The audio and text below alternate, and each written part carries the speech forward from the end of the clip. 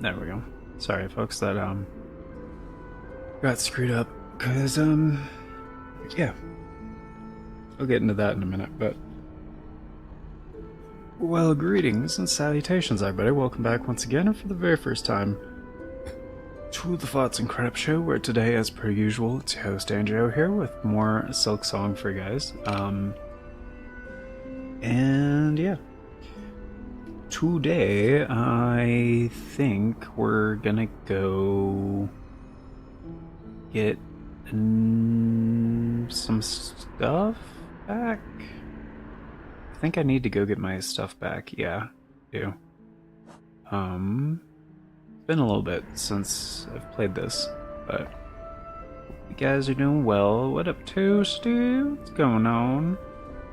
Love me, love me. Ooh, don't you love me? Yeah, I want to go get the new ability.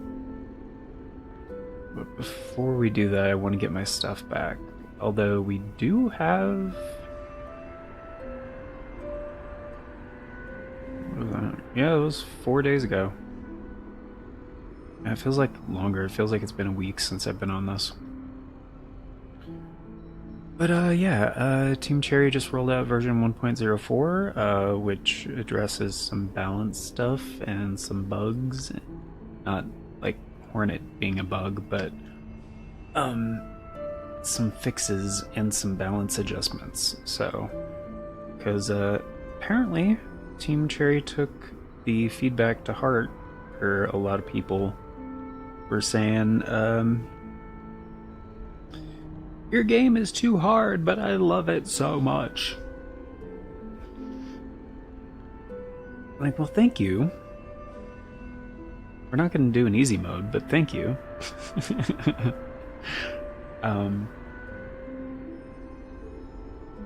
Yeah, last time I did the Twisted Bud quest, so we got the Witch Crest, which I'm now using. And, I cleaned my Pro 2 for Xbox Hall Effect version, finally. Which was my primary controller from January to August, and then it was starting to be weird, so put it down for a while, and because for the Stick Tips episode I'm working on for it, I needed to compare it to the original version, which I also have, but I haven't used it in a very long time, so I switched back to that one. Also disassembled and gave that one a deep clean, mostly in practice, to do the same for this one. Turns out the disassembly process is not the same, even though they're basically the exact same controller, with a few caveats. You would think they'd be exactly the same, except like one has Hall Effect sticks and triggers and one does not. But no. The internals are not quite the same.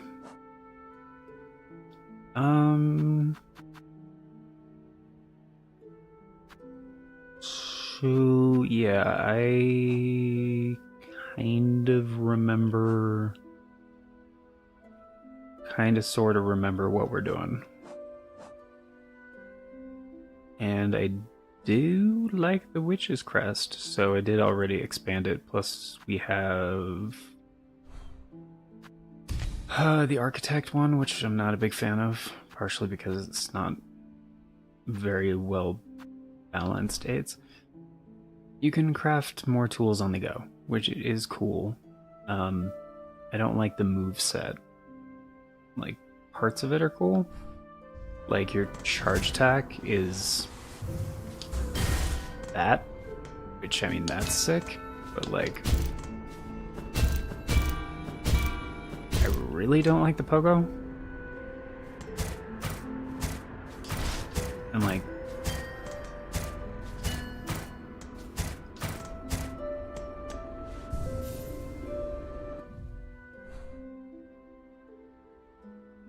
it doesn't have whatchamacallit? What are they called? One of these slots, but I don't end up using these most of the time anyway. I like having access to them just in case, because like Threadstorm is very helpful, but it's kind of like in case of emergencies kind of a thing. But it does have like 3 reds and 2 yellows and 2 blues, so like it is good for tools. I mean, potentially it has that. You would need 4 memory lockets to max it out. It's kind of a lot. But I did have 6, and I think you only needed 3 to max out Witch, so... But that's 2 more crests, so I think I can go back to what's-her-name and, like, do the Awakening shit. I don't know what it was called. But I'm pretty sure she has something for me, because she was like, come back after you've... blah blah blah. She said it in a cryptic way, but I think she meant, like, after you get more crests, come back. So I could do that first. What are they called? Silk Eaters. Yeah, this allows you to get your ship back automatically without having to go back for it. And I haven't used one yet, but I died in a very not great place. So basically I went over here and then went up and did a bunch of shit, and yeah. Died over there because I was frantically trying to find a bench at the end of the stream. And I couldn't, or I didn't. That's not really the way I wanted to go anyway. I was just kind of like curious what was over there.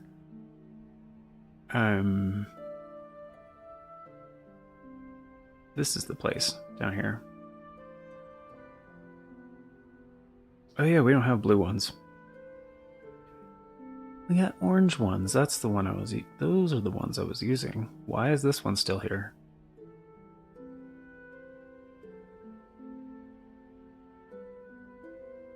Isn't that just...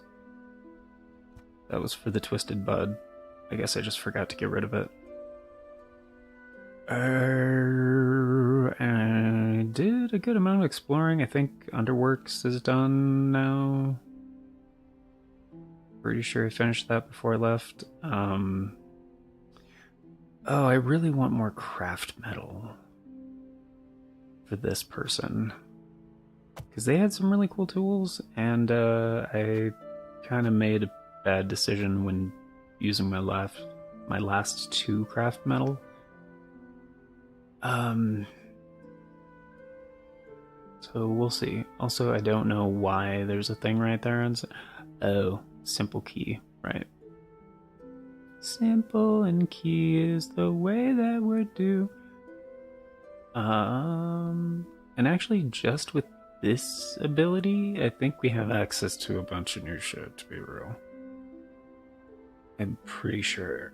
That's what the other orange markers are about. And I don't really want to do this one yet, so I'm gonna change that to this one.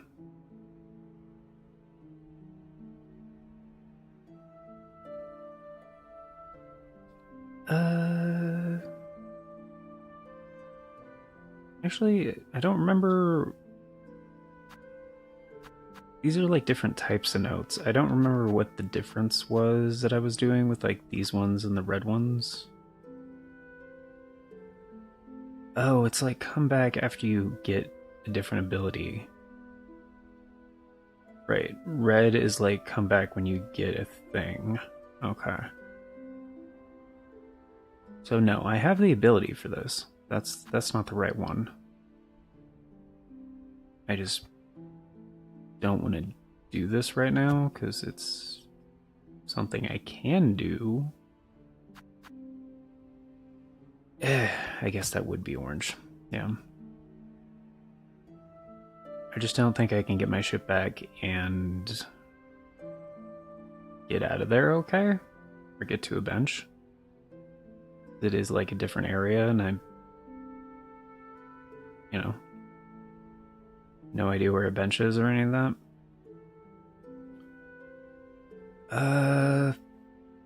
Songclave has some new shit. It's like a town now, basically. Or settlement. That's the thing I want to do, because that's the new ability. But I kind of want to go back and get some free shit. Because I now have the, I think they call it the harpoon. Yeah, like this one, I don't know how to open that door down there. Yeah, this one I can definitely access that now. A little bit out of the way, but there's a fast travel point right there. And there's a door right here I can definitely open. That might be something.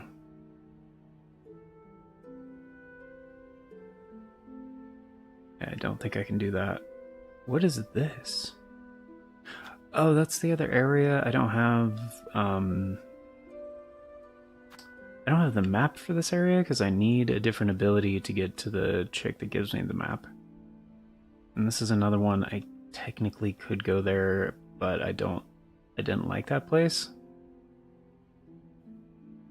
And I kind of want to narrow down my shit a little bit. Because right now I have a ton of different places I could go back. Fuck. And here's another one. Yeah, a ton of places I could go back to and grab some stuff. So, let me see if Silk Eater actually does what I think it does. Because, yeah, I have 7 of them.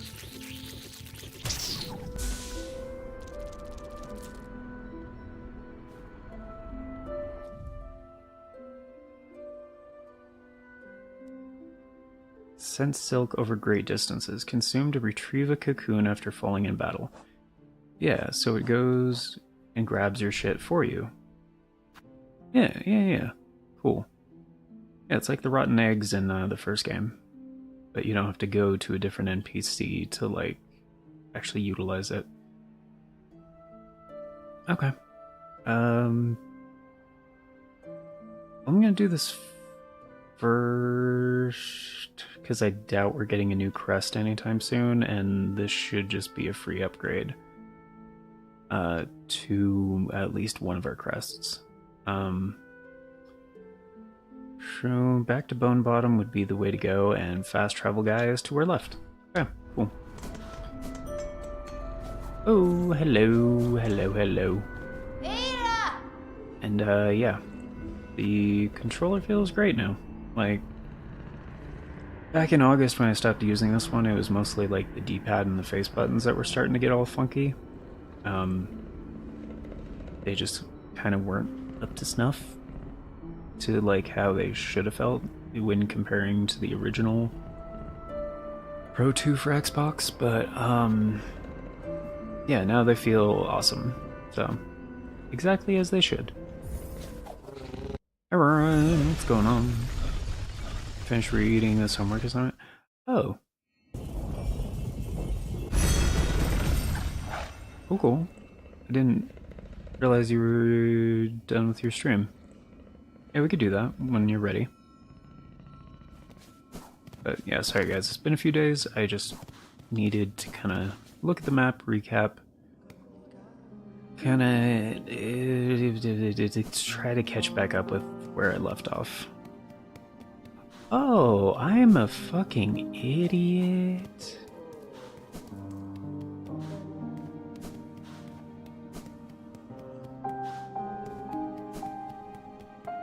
Okay, so I've played this game how much? 40 hours now?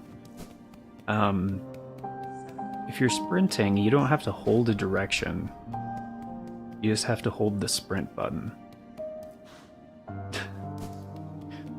I was holding the direction and sprint. Apparently you can just let go of the directional input. And just like... Wow, you can actually turn really fast. What the fuck? Just Tokyo drifting, man. So there really is... Maybe they changed that. They might have changed that.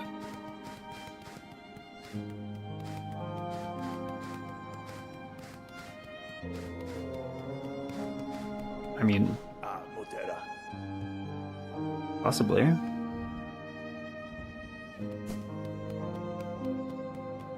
Very stuck on a boss, and I want to know if it's worth beating or not. Which boss?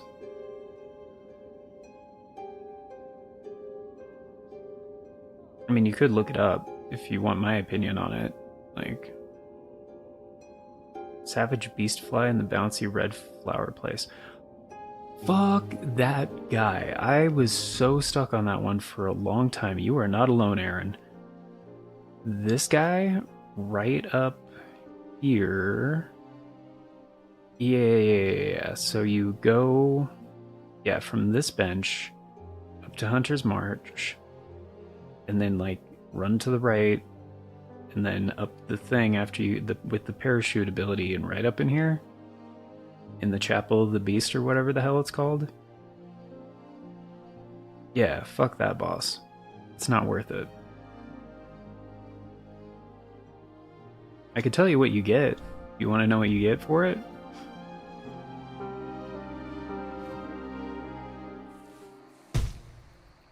Yeah, so what you get is a new crest. It's the crest of the beast, and it's not very good. Like, it changes your attack to like slashes, kind of, and you can like steal HP from enemies shortly after binding, but the downside is like binding doesn't actually heal you, and your range is like really short. It's really not that good.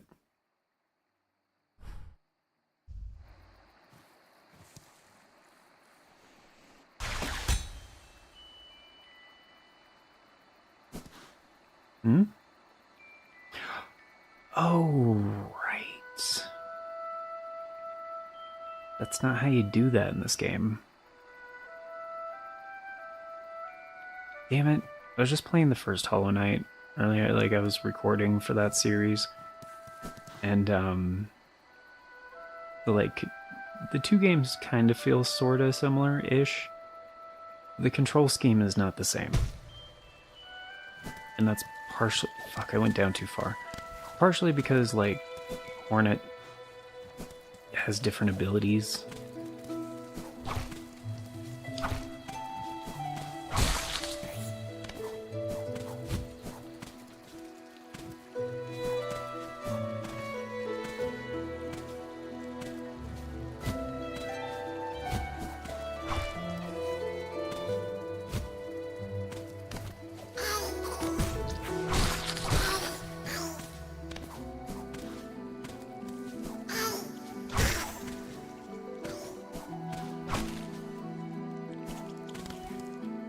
So the one that I mess up the most is like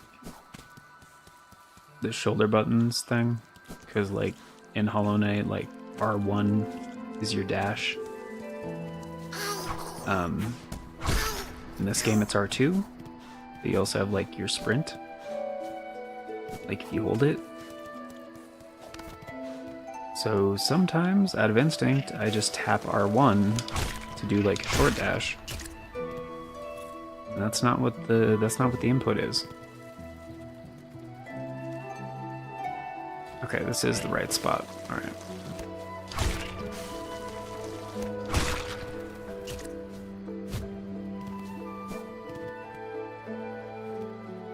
I gotta do the thing every time.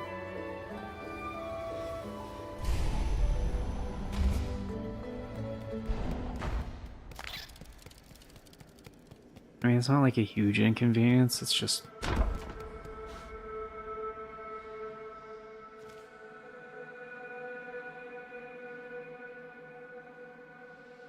Yeah, I do have to go down. It's been a little bit, guys, and I haven't been here since, like, first discovered the place, so... Uh-huh. Nature off clarity, uh-huh.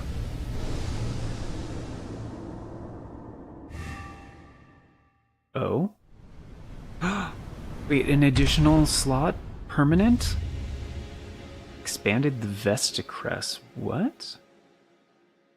The Vesticrest? Oh wait, was that how it was? And then it just added one? It did. Oh, that's cool. So now I have an additional yellow and an additional blue. Okay. Fuck, that's not what I meant to do. Buenera. Caspin? That's it? Alright. I was hoping you'd do, like, the thing for one of my crests. Make it, like, a little bit cooler.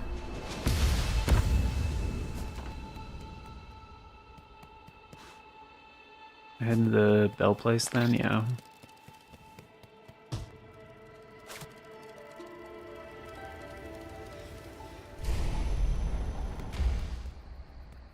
No, that stupid fucking fly motherfucker took me hours.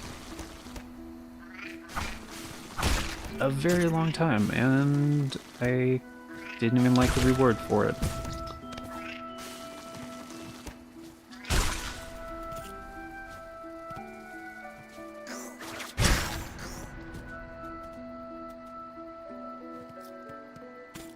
That only heal me one?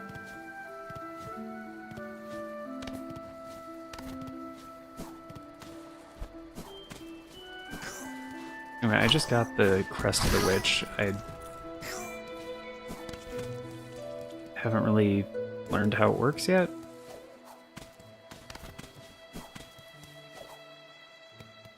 I don't even have to go this way, right? Can I just, like, go up right here?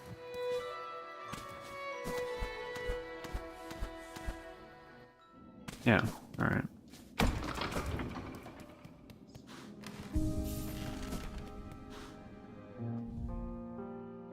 Well, that was disappointing. I mean, it's cool.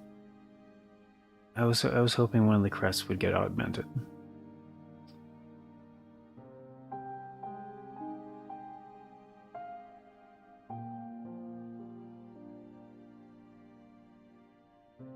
I guess I should go over there. That's like three things I can probably do.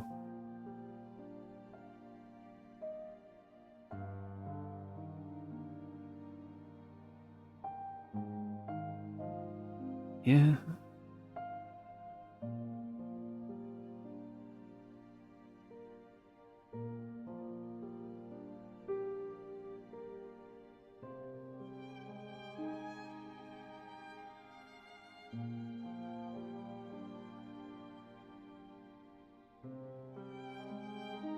There's definitely more stuff in like Whispering Bolts and Coral Chambers. I just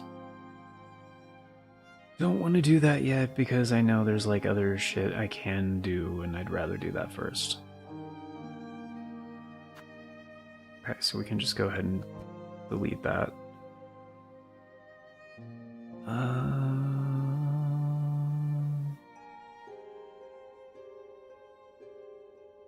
Should I just go... Maybe I'll just go to Deep Docks first. Maybe talk to the Forge Daughter. She might have something. I don't know. I mean, she didn't have anything last time I talked to her, but... I don't know when the last time I talked to her was, so that... not really, like, indicative of anything. Also, I don't know if that's actually a thing.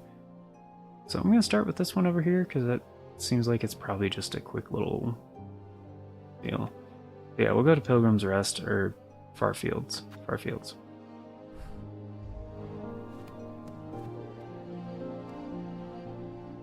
You're more stuff. Oh. Oh, hello. You in the cloak. Pray tread softly. I'm meditating, gathering my faith before my pilgrimage begins. What? Adding a new speech far too loud. Please go away.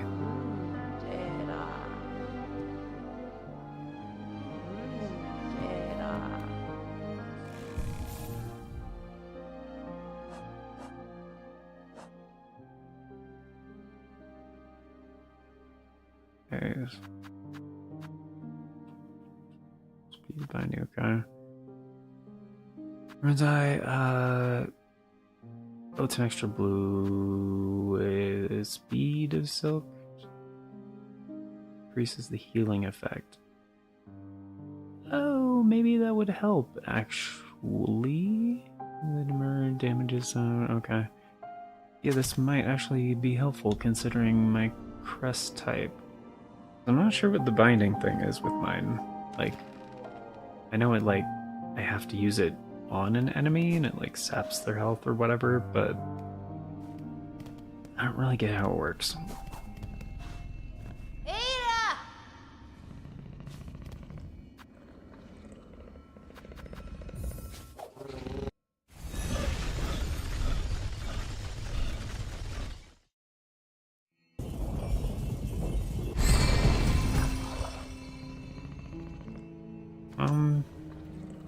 But yeah, Toasty, you could just hit me up in Discord whenever you're ready or whatever.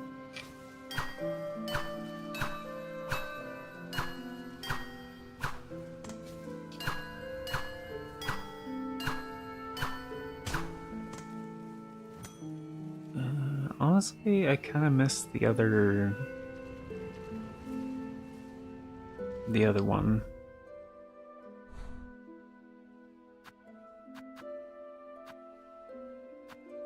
I mean, the Wanderer one is pretty cool, but Reaper is just kind of the best so far.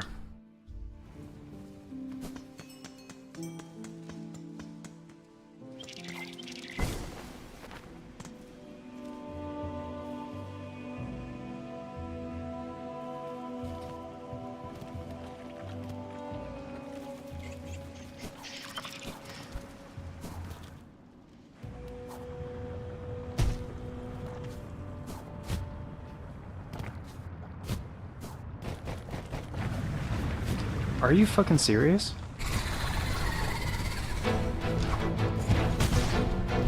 Oh. What?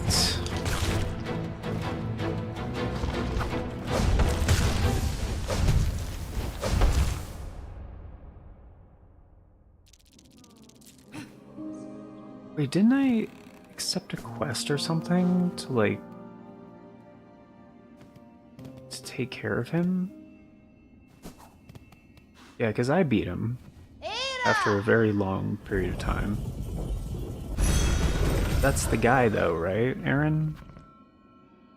I mean, you already said the location is the same place, so yeah, that's the guy. I mean, if he doesn't have his ad, like, it's in a larger area. And if he doesn't summon his extra bullshit buddies, like, it might actually be easier. How do I check again? Savage Beastfly. Track down the Savage Beastfly in the far fields and defeat it. Shell sheddings and claw marks. Okay.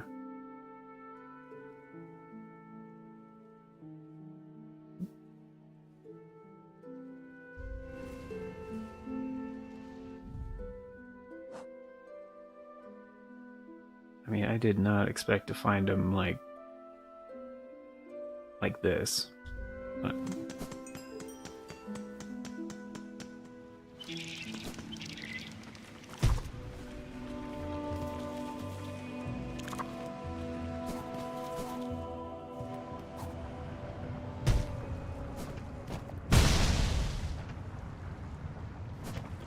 it's not what I meant to do, obviously.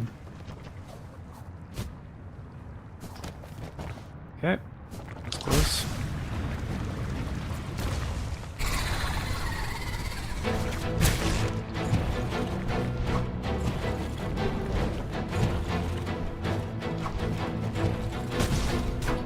This motherfucker.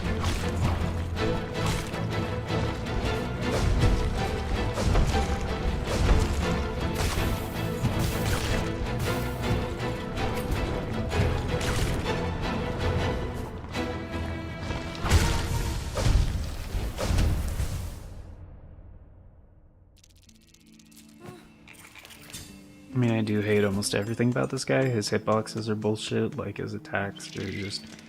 Movements are garbage, like he sucks ass.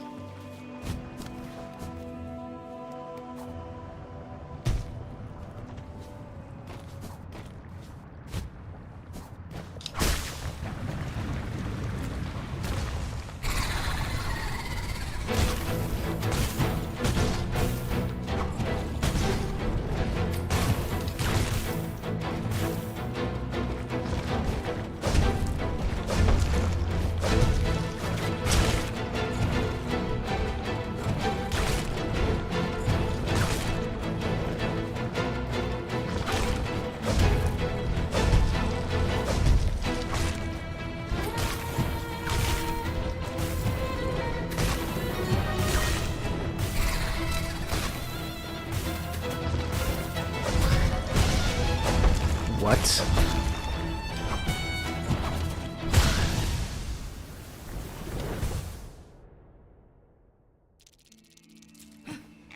So he does have a helper, and his helper can do 2 hit masks of damage?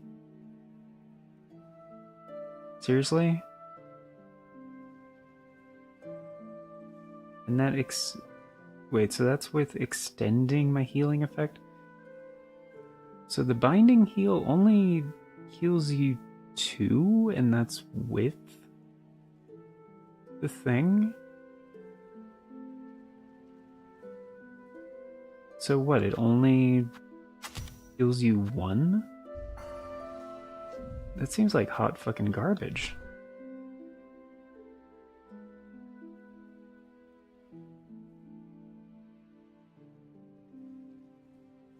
Oh, but since it's an AoE thing, I bet it can hit like multiple enemies. I guess if you're surrounded by enemies, maybe it can hit multiples and give you shit back or something. I don't know. It still seems like hot garbage for how like hard the thing this was to do. Like, this is essentially a secret crest. Like, it was kind of the only quest in the game I've had to look up how to do it. I mean, I didn't have to. I guess if I just remembered what every fucking NPC told me ever, like, I wouldn't have had to, but...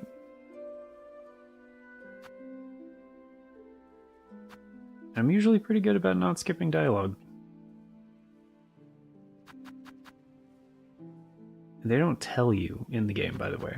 Like, even if I did remember, it's like a clue.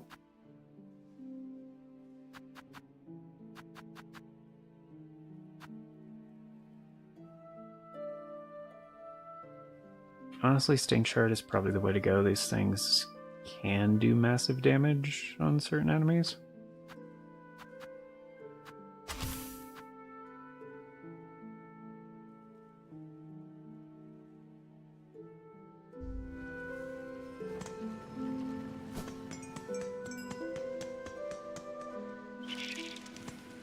I don't know. I feel like if they wanted to keep the binding the same on this crest, like, at least make binding cheaper.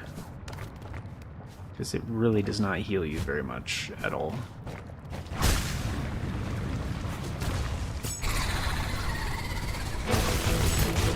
Holy shit. Okay.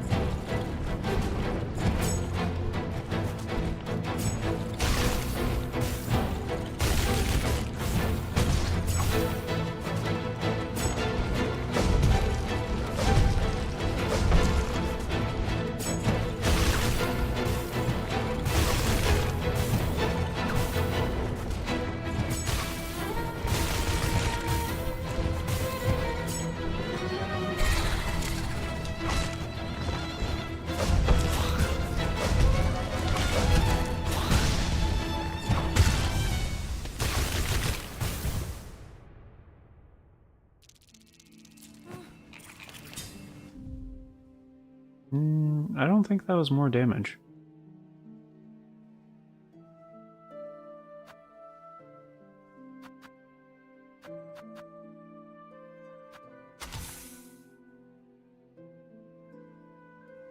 Plus, it didn't seem to do the poisoning thing.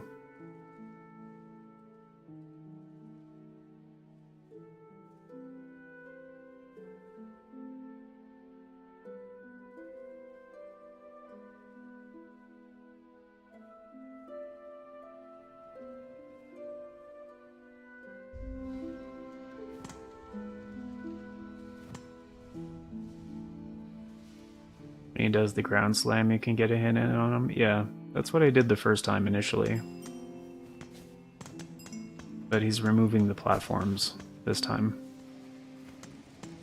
And like the magma shield thing helps, but after it's utilized, it has a recharge. So if it's still recharging, then you take the 2 hits, the 2 masks of damage. Like that just did 1. And so now the magma shield is on cooldown.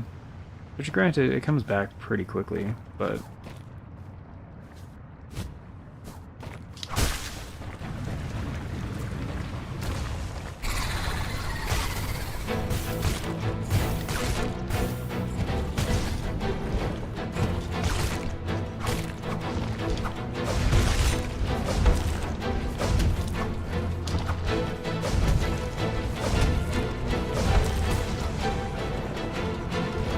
bullshit.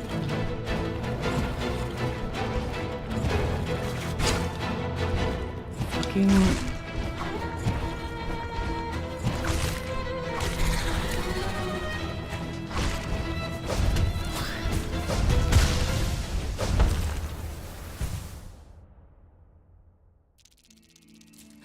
No, I think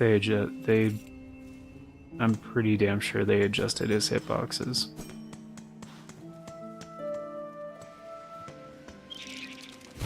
Yeah, they don't feel as bad as they were.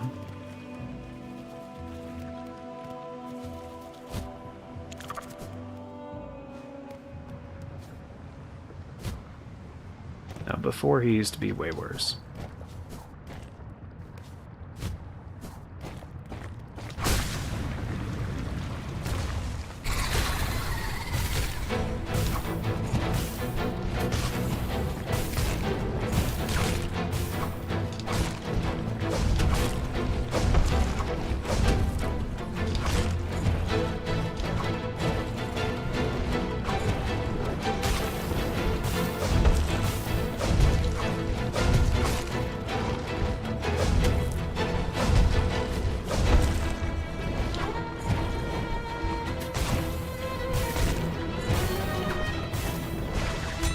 Fuck.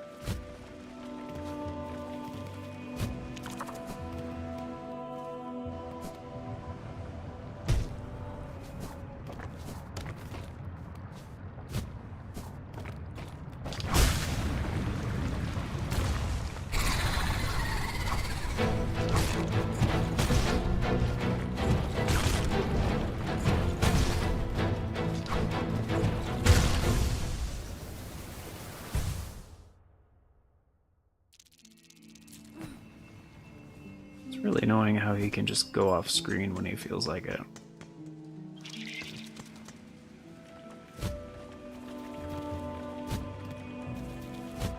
I mean, it's a spacing thing. He's staying away from you. Like... fucking...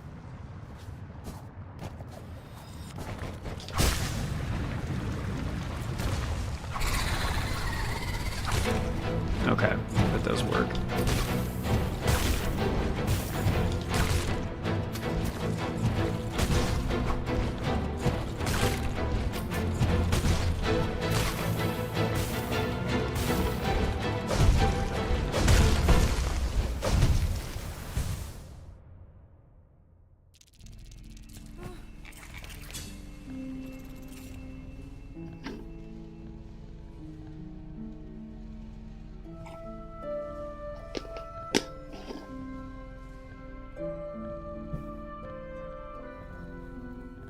Also just confirming inputs, and it's been 4 days, so give me a break.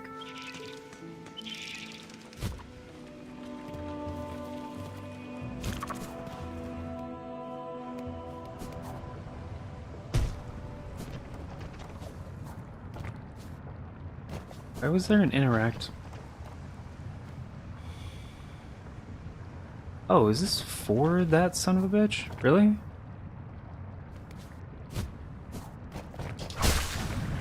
I don't see how that's helpful.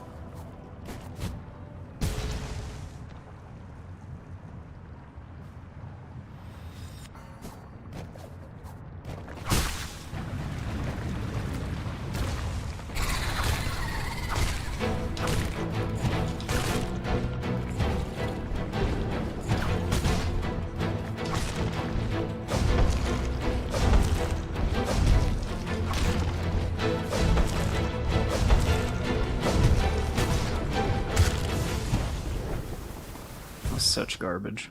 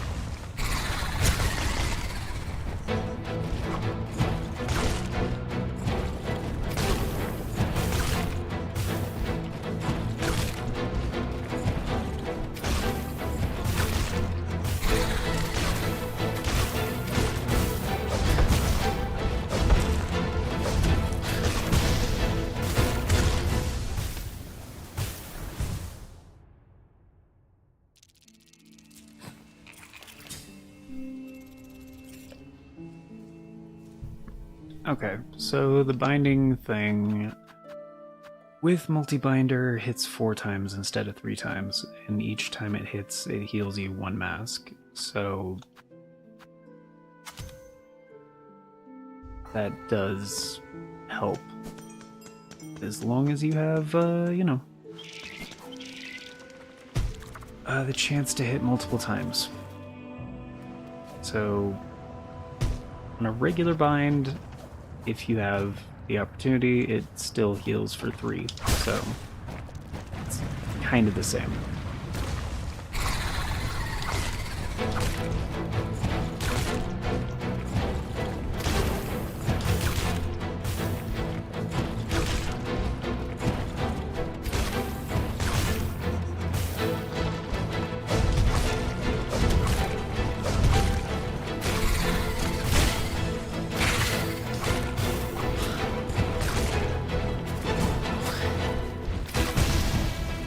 Oh, it's passive.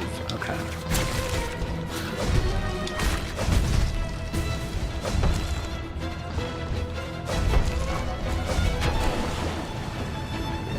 Oh.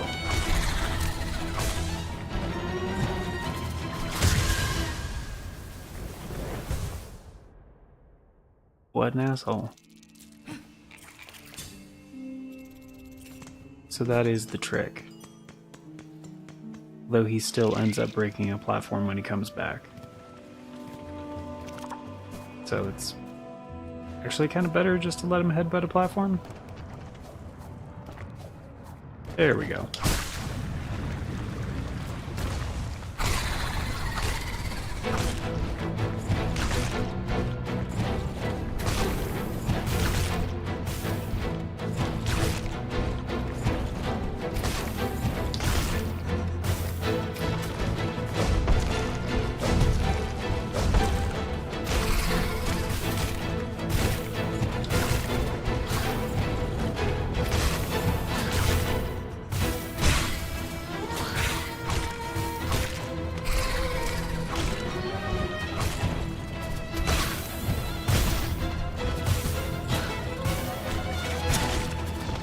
Son of a bitch.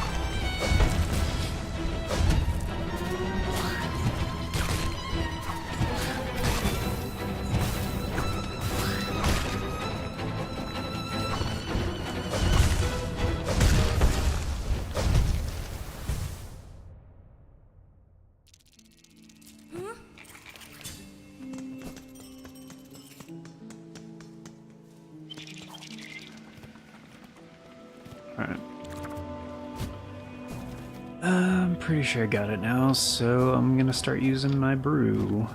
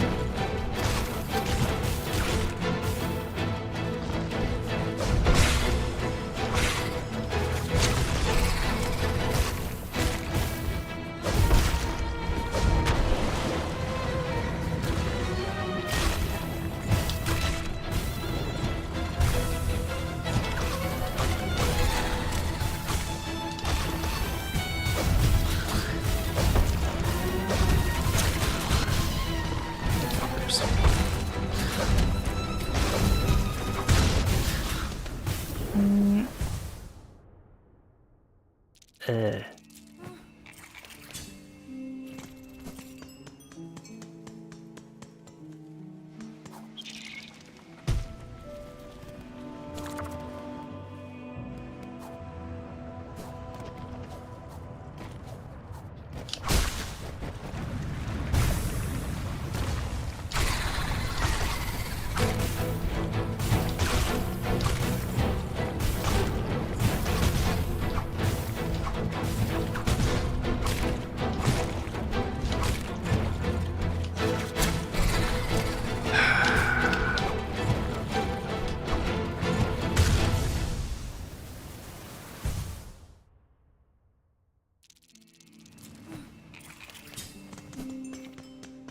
Yeah.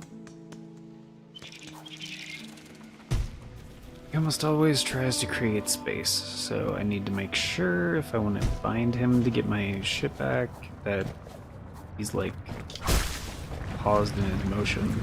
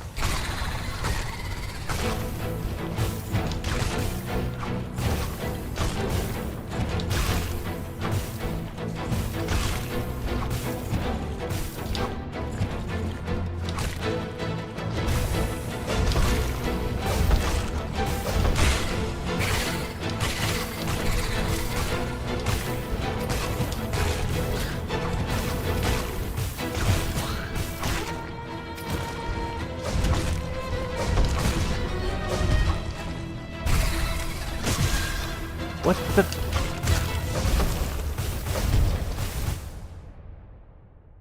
It sucks.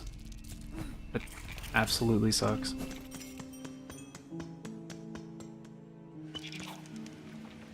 Apparently I got a little bit too close to him trying to do my bind thing to heal, so instead of healing, I took damage and wasted myself.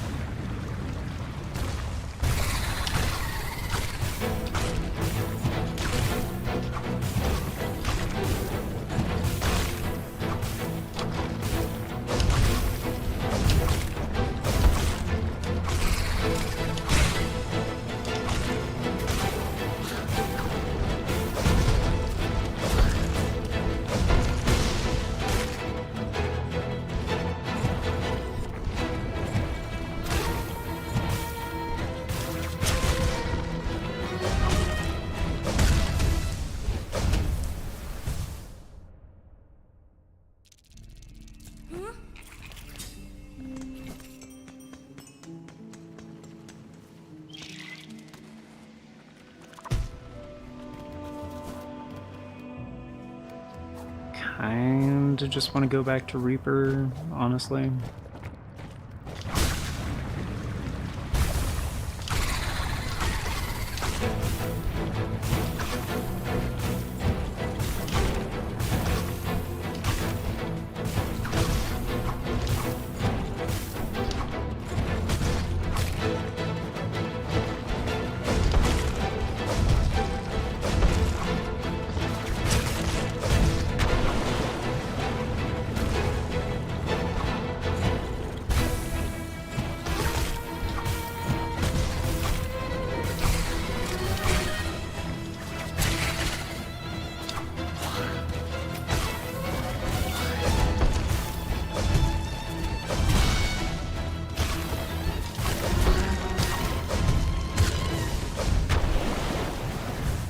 Oh, gotcha.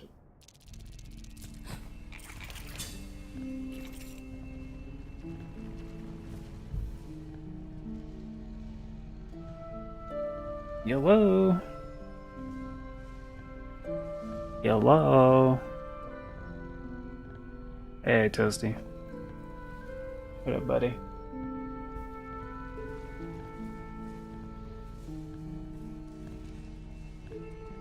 Do you? Pretty good. Forgot we really got into boobies last time.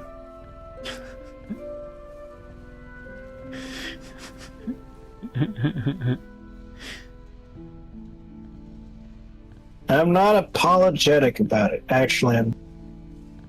Can I,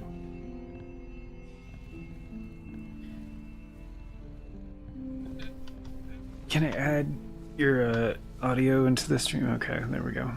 Alright, well, welcome back, Toasty. What's going on, dude? Welcome to the show. Oops, you're just kind of whatever, man. That's all I'm saying. No.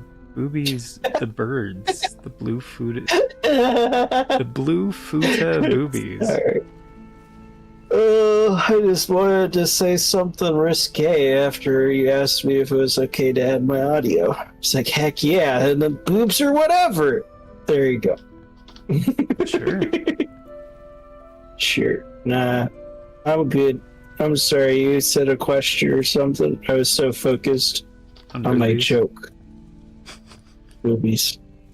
So focused on boobies. I mean, they're right there, man. Finally, you found Bellheart again? How is this place? Bellheart's cool. You know, I downloaded Code Vein to play with you. Yes! When are we doing it? Forever ago. I don't know. What are we doing? Well, you didn't tell me you downloaded it. I did. No. The last thing you told me was that you were going to re-download it. I swear I told you I downloaded it. But that was like pre-Silksong, I want to say. Oh, okay.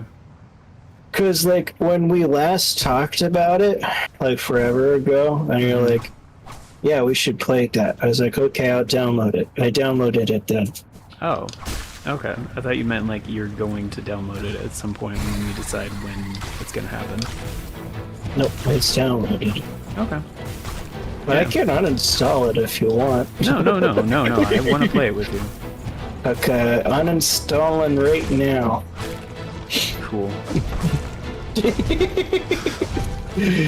Oh, so funny. Nah, You're very I have it coming. Nah, wait, yeah, I'm funny. Yeah.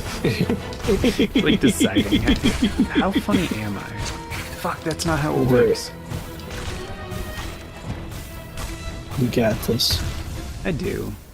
I just hate that I play like a bunch of different games like all the time. So like every time I get back into one of them, I'm just like, how does this work again? What was I doing again? This doesn't feel like the other game I was playing.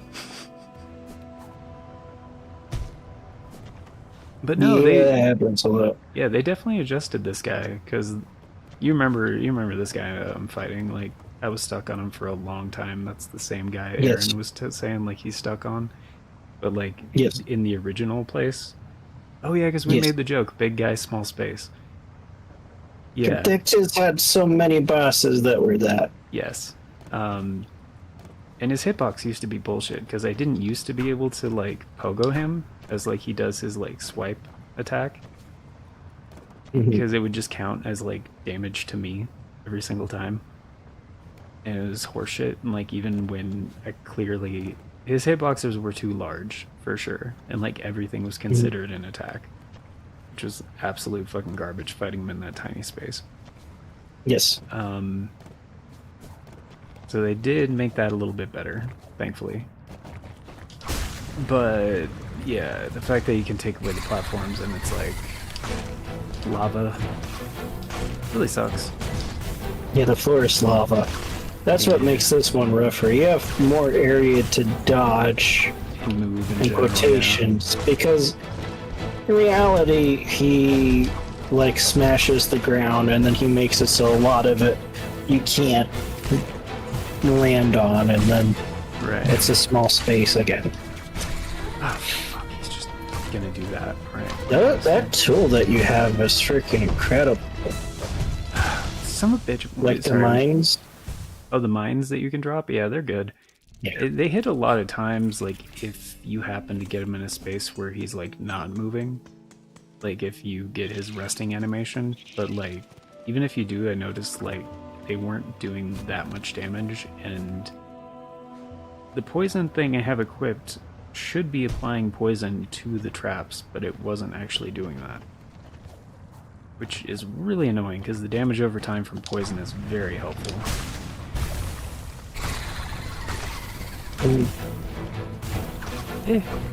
Yeah, guys, Toasty was streaming just not too long ago, earlier tonight, and but how did that go? I went well. Fuck. I hate this.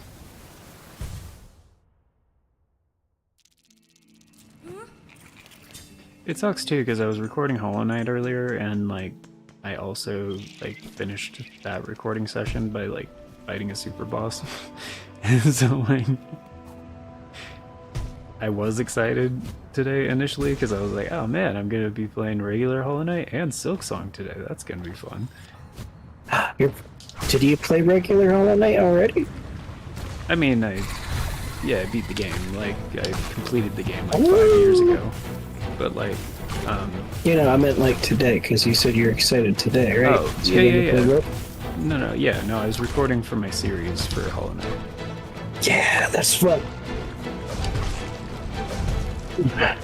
I think I was playing Hero Quest, as you knew, and Hero Quest it's fun.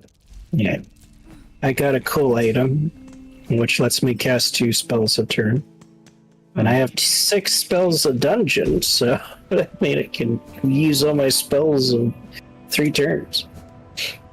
Oh.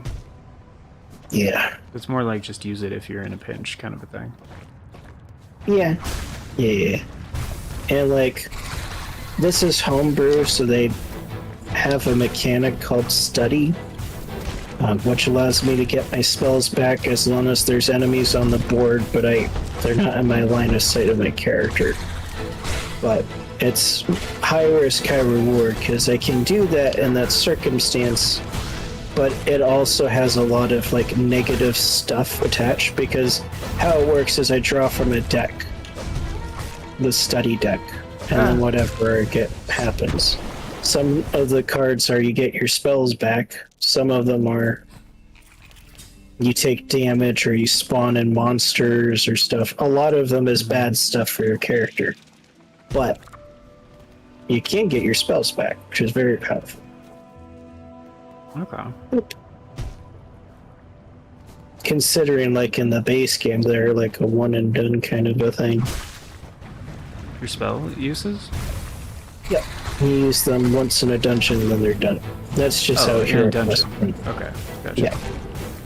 Yeah, they're not gone forever. I was gonna but say they're gone forever. That sucks. That's like a scroll spell kind of a thing. Yeah, there are scrolls, but thankfully your spellcasters aren't just scrollcasters. That would be rough. Yeah, that would be rough. Be like, especially since loot. Basically, you get the items that you find in the dungeon by searching for them. Sure.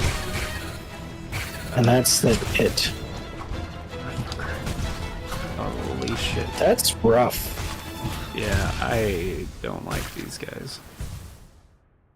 No, I hate this one more than the last one that you did with this guy, which makes sense because this is at a later point, right? Yeah. This is like a tougher variant of the boss. Yeah. This one feels fair, though, since, like, they adjusted him. When I fought him the first time, it didn't feel fair. Yeah, that's fair. But he feels fair. I think it's tough. That's it. Yeah. You know, the fans are about it. It's a tough fight. Yep. And it's honestly what's given this game a lot of negative reviews is the difficulty. And you're talking about the patch. The patch did rework some of the difficulty. But specifically, they talked about in the patch, it reworked the difficulty of early game stuff. Later game stuff has been untouched. Like Morrowind was a big thing that they mentioned. Yeah. I did hear that. Oh my goodness. This guy should just fucking die already. The one thing that I like about your new blind or heal, no bind, Yeah. is it's so quick. No, it's partially quick because I have an item equipped to make it faster. Oh, I thought it was like sort of like the risk reward of it. It's like I wish. you have to get close to an enemy to use it, but it's quicker now. No, it should be that fast by default, in my opinion. Because I 100% agree. You shouldn't have to use an item for that. Yeah. Unless, like, if they made it so you get more healing the more enemies. But even then, I don't know. It's not worth it. No. That's just how I feel about a lot of this game. No offense to Team Cherry. Like, they still did a great job, but they made a game, right? This is amazing, because, as you know, making games is hard. Yes. But there's just a lot of stuff that is balanced in ways that I just not cool with, like the beast claw thing. Yeah. Yeah.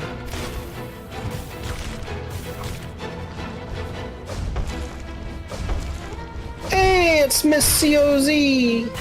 COZ, what's going on? Oh, come on, don't do the headbutt again. It's too early in the morning for killing princes. Danjo is going slowly insane. A little bit. Yeah, he's playing his least favorite game, Barbie's Worst Adventure. No, that's my most favorite game. Oh, I'm sorry, I misunderstood. Yeah. And he's playing this one, which he likes quite a bit. Fucking... He says, you're like, fucking balls. I can enjoy something and still get immensely pissed off at it. I mean, that's fair. Yeah, I'm okay. I'm okay, Miss COC. Thanks for asking. Nobody ever asks if I'm okay, and like, it's kind of insulting, but you know, I appreciate your concern. Well, yeah, I just don't care. Yeah.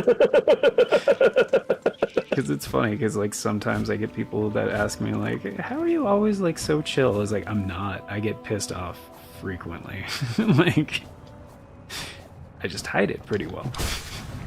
You do seem pretty chill most of the time. Most of the time. Yeah, but it's like partially your voice. You have like a very silky, smooth voice. Well, thank you. I appreciate that. Yeah. Yeah. Especially appreciate that because I've been having issues with my mixer and I really don't want to have to buy a new audio interface because those are expensive. But That's I might fair. have to. But I'm going to try some other shit before I do that. Also, if you internalize your rage or whatever, that would make you Yeah. seem calmer. Yeah, and then you just get ulcers and that's way healthier. No. But it is one of those things, isn't it?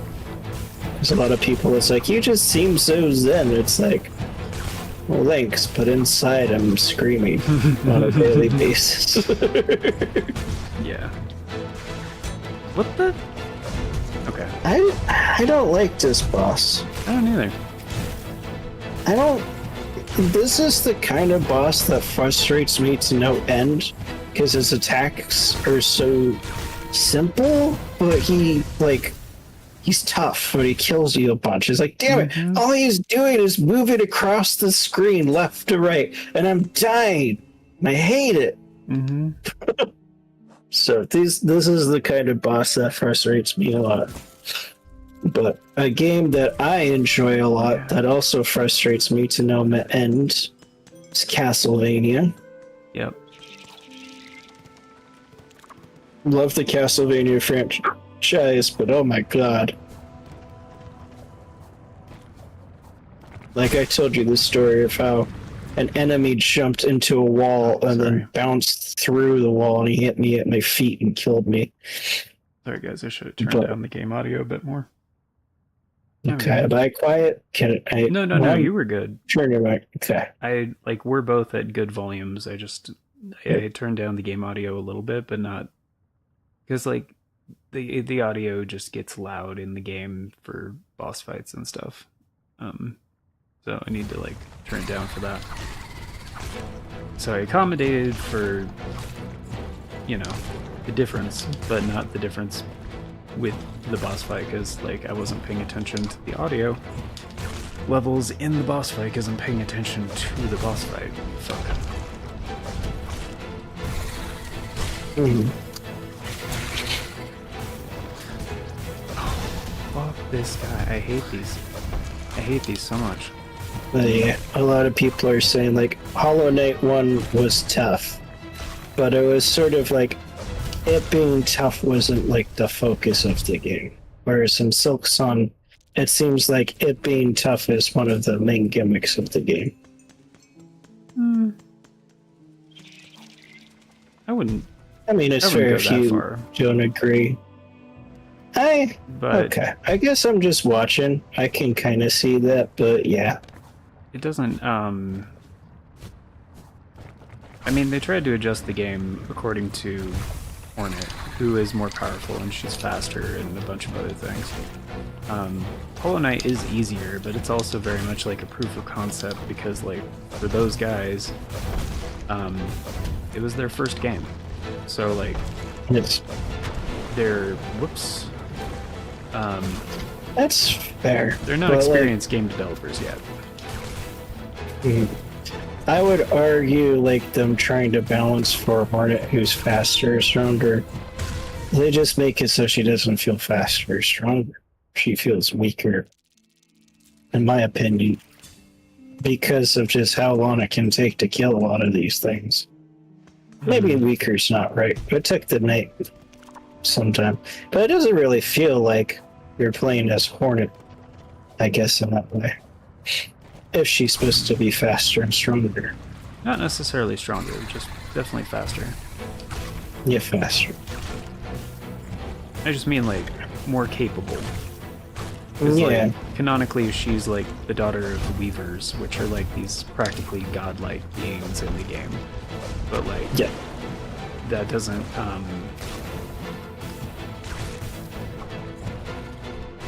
Oh my fuck! Are you kidding me? Something about her heritage and things. I don't know. Yeah. But I don't know. Comparing, I know some people have made the comparisons of like from this to like Dark Souls games and stuff. I'm like, okay, dude, like that's not really fair. Like this is literally Team Cherry's second game. Like FromSoft has been making games since 1995. Like Yeah, and they've been making Souls games for like over 10 years. yeah. Well, I just mean the Around. experience that it goes with like doing something for many, many, many years. Like, Exactly. And I'm saying like they've been making games for a long time, and they've also been making specifically Souls-like games for a that while style too. of game, right? Yeah. I mean, arguably their first game was even like a Souls-like because it was Kingsfield. They were just working with limited technology, so like it was still the same style of game. They just had the limitations of the PS1. Yes, and it's also Kingsfield is a first-person dungeon crawler. Yeah. But I mean, you can't make, an action RPG like that in, on a PS1 hardware.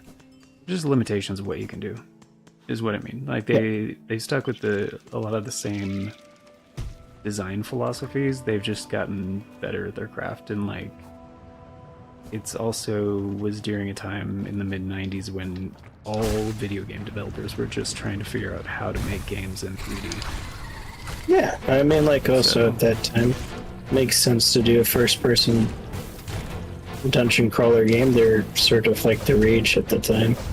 It Yeah. was like their take on it. It's a very Souls-like take on it. Yeah, don't die. I just hate how you can take all of your platforms and then like they give you one back, but it seems to be like random which one you get back, which really sucks ass. Like I think it is based on which one that he hit first, but I don't know. That might be yeah, wrong. I think it is. It's just annoying that the platforms like don't come back pretty much immediately after he hits them. Yeah, the timing on those platforms coming back. I guess there's a sort of what people mean is like difficulty seems to be more of the thing. But I guess to your end, like it is like their second game. So they're like learning how to balance, and they balance this one just a little bit tougher, you know? Yeah. But difficulty in itself is a really hard mechanic to do in a game. Because it's like the razor's edge, making something difficult but fair. Yeah. This way I don't feel is too bad, except they make it so it can easily smack away all your platforms. Now with that, I have noticed that if you can get the bug to slam into the ground, into the lava, it stops doing its set of attacks, and it's just gives it a second for the things to come back. Yeah, I mean, he still destroys a platform when he comes back, and then you have to like bait him into that. So like you have to bait him to drop down in the lava. Yeah. So it's not really like all that viable. It'll happen naturally if you create a gap, and then like because it'll aim for you, and then you have to like carefully go across. But yes, sir. No, go not ahead. to interrupt. For the first set of 3, it's not viable. For the second set, I think it's kind of important to just try to keep it from getting rid of all your blocks, and then you'll take damage that way. But during the second set, it's also easier to get it to drop into the lava because there's more lava gaps.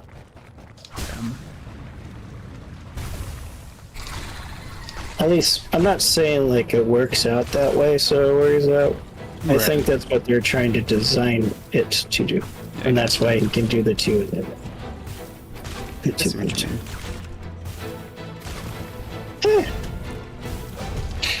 Ganjo, would you love me if I was this boss? No, absolutely not. That's fair. I guess you don't love me anymore. No, I do, just not if you were this guy. But I am. That was me in a secretly way. No. You sure? I'm controlling him right now. Positive. Yeah, I want to do a ground slam right now. No. I didn't do the ground slam. No. See, I don't believe you. When you come back, the first move I'm going to do is burst out from the center of the arena. That's how you know that I'm playing the character. No, because he does that every time. What? Yeah, because I've been playing it every time. Saved it. Look, in my defense, it's the only move I can do at the beginning of the fight, alright? True. I'm working with what I got, man.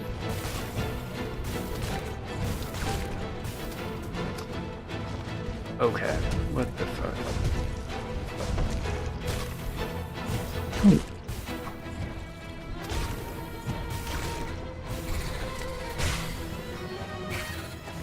You're really good at that pogo, though. That's one of the things that's tough for me in games is the pogo. I am so sick of this shit. Yeah, this fight's kind of horseshit. Kidding me.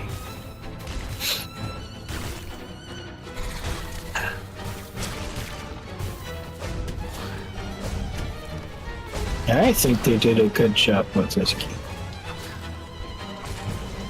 For the most part.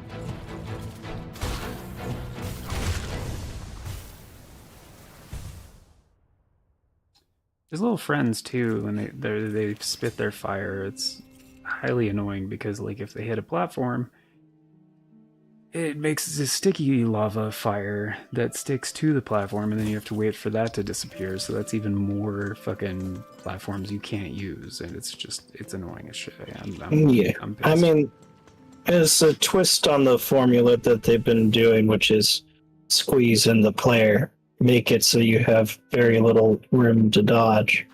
Mm-hmm. But it's also what I told you, like, frustrates me, and I just don't really like about game design is when they stack these mechanics. It's already tough enough that this guy is smashing, destroying the things, and he can do that twice in a row, which easily can take out all of your platforms. The platforms come back slowly. In addition to all that, he has ads which attack you, and they can also lock off the platforms too, because if it messes you, it hits the platform and sets it on fire.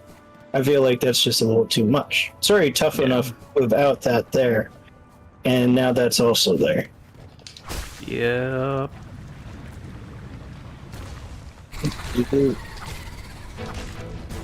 Granted, this is like a great hunt quest, so like very optional.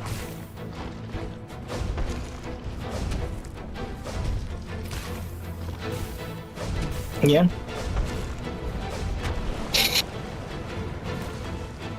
Optional these nuts. Yeah, right? Yes, hey, look at that. That's beautiful.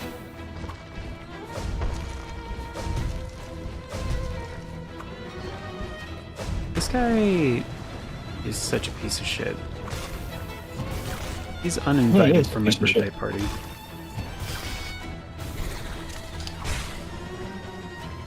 Oh my... I...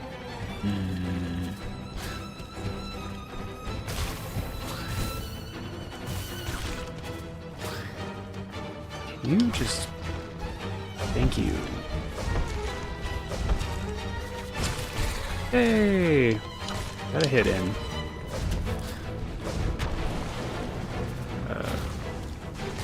Fuck, that's...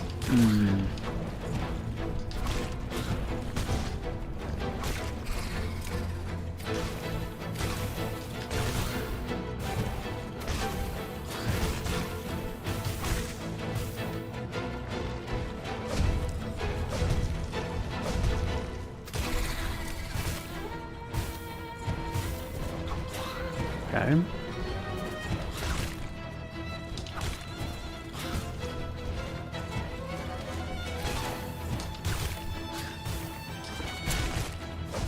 Oh wow, I got super lucky on that. I'll see it in a second. Nice! Yeah, I don't like this crest so much. Fuck. Yeah. I was giving it a chance because I just got it and I went through some crazy bullshit to get it, but I don't actually think it's all that great. Maybe a hot take, I don't care. I don't think it's that good. That might be better in other contexts, but Yeah. I don't know. Yeah. I'm tired of them making all these fights that are just big thing, small space. I know this is like a twist on that, but let's face it, like the space is big, but it quickly becomes a small space because of like stuff. Thing It's is, like, too, all right. if you trick him into hitting the lava instead of a platform, the amount of time that he's gone is enough time to heal, which is nice. But with this crest, I literally have to steal my life from an enemy. So your usual healing, in that sense, it sucks because you have to get close to the enemy and like you're not regenerating your own health, you're taking theirs. So it sucks in that sense. It does mean that your healing is an attack. That's neat. But yeah, like you're just talking deals about damage though. Like it heals me for sure, but I don't know if it deals damage. Yeah, that's fair. I don't know if it does either. Like I think it does, but I have no way of like confirming that right now. Like I'm just guessing. Unless you were to kill an enemy when you heal, you don't really have a way of knowing for sure. And yeah, I mean, you brought up a point, which is like, it takes one of your opportunities that you could be healing, and it completely removes it because the guy's not there. And unless he has his ads, which isn't always the case, then you just literally can't take that to heal. And I mean, if the enemies are there, well, then it's not really that break either. So it's like, sure, oh yeah, now you can heal during that part because there's the ads there and they're shooting you instead. Yeah, I'm not a big fan. I feel like it needs to be quicker too. That's going to be the draw off. Aaron, I'll protect you from the worm ways. Don't be scared, my child. Aaron's scared. Oh no. Do not be afeared. Increases the speed of binding. Yes, please. So I think I need the healing speed, the poison, and the fire protection.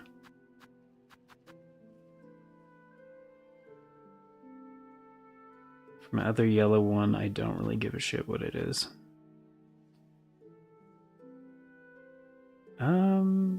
Yeah, maybe the Pogo is actually safer on the Witch Crest. I'm actually not sure on that. Because when I fought him the first time, I definitely was using the Reaper Crest.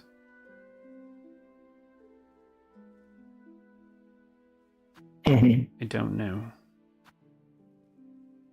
Like, yeah, and supposedly they, did change, like, tune a lot of different things in this 1.04 update. So, like, kind of just want to experiment, see, like, what's different, what differences can I find, what feels different, Yeah. Yeah, Team Cherry did a good job on this, and it's a $20 game for something I was so wildly anticipated. Yep.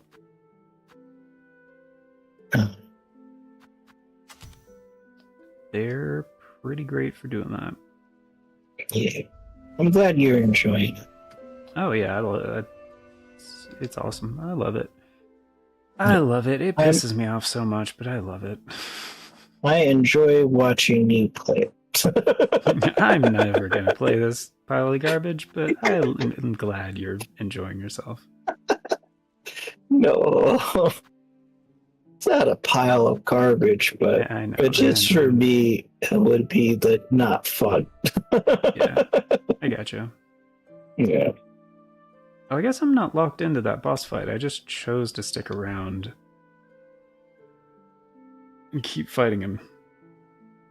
I believe in you, dude. You can beat him up. I believe in myself as well, to an extent. But I was initially here to go grab some free shit. And in the process of doing that, I wasted everything that I had. So now I need to go buy some stuff to restock my shit. I'm gonna beat Code Vein right now. No. Yep, I'm on the second dungeon, so I gotta be close to the end of the game. Are you really? Yeah, really on the second dungeon. I beat the tutorial one.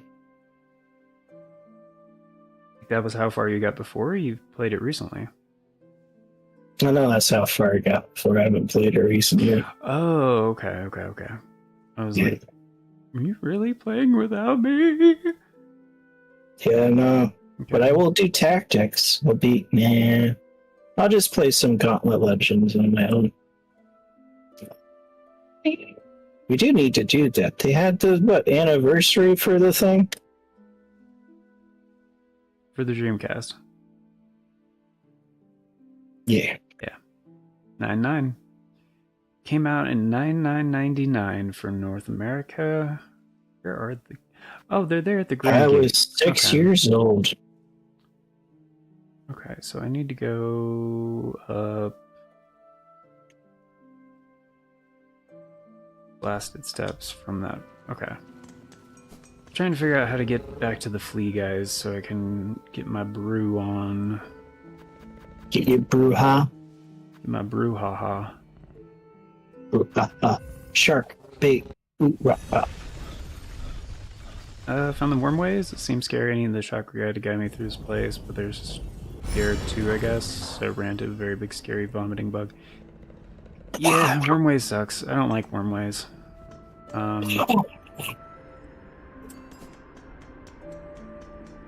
I actually designed the wormway, so...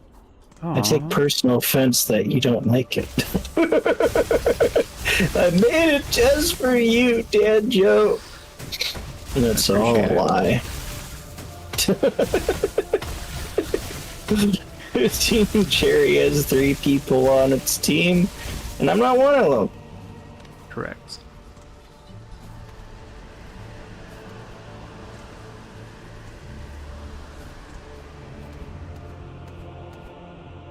I did actually get a new game recently, though.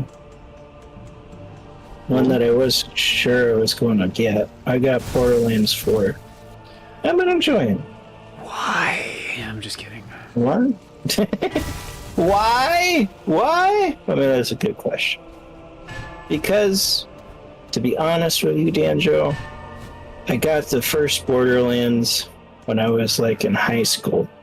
So I have had that series in my life for quite a bit of time. So it's kind of nostalgic for me. Fair enough. Yeah. I don't have nostalgia for Borderlands, but I get nostalgia is a powerful thing. Yeah, it's honestly not bad. I mean, what the guy said in an interview wasn't super great, where he was like, "Hey, if you want my game, you'll find the money." But he also didn't release it at $100. I mean, he did, but he didn't. Like, the base version's $70, which is still expensive, but... and it's not running super well on PC stuff, so that's not great. Nah. But other than that, it's a solid entry into the series. The open world's kind of neat. And it's just really explosive action, which is what the game's all about. Let's face it, the games aren't deep. It's not like a deep RPG. It's not Baldur's Gate 3 or anything. But you just slaughter a bunch of fools. I wouldn't know anything about that. Yep. You've never played Borderlands, right? A little bit. Okay. I have 1 and 2 in the pre-sequel, but I haven't really... Well, and 3. Okay. So you I have haven't played different them. shows. I own them, but I've only played the first one a little bit. Because BDD and I were going to play them on the Switch back in the day, because they had the Handsome Collection, I think is what it's called, on sale, and we were looking for things to play multiplayer on the Switch. He was like, we should do Borderlands, and I was like, okay, cool. And he's like, it's only $10 for like all the games on the Switch, and I was like, okay, cool. I already said fine. Yep. And then we did that for like an hour or two, and then it never happened again. Well, there you go. They also kind of play like shit on the Switch. That makes sense. No offense, Nintendo. Some offense. Some offense. Some offense.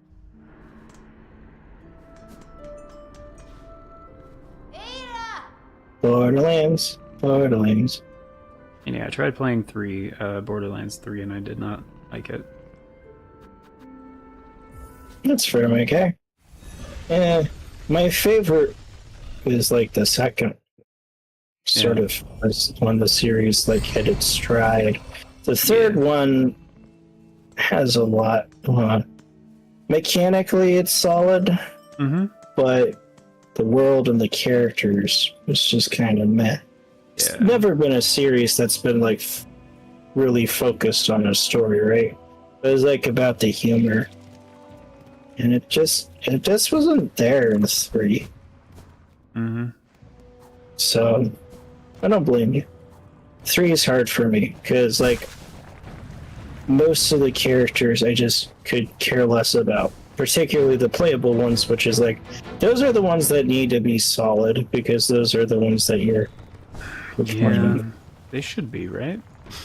Yep. But, like... the Siren, which is the like mage character, she's kind of like a monk. That's a cool concept. She's such a jerk face. I hate her.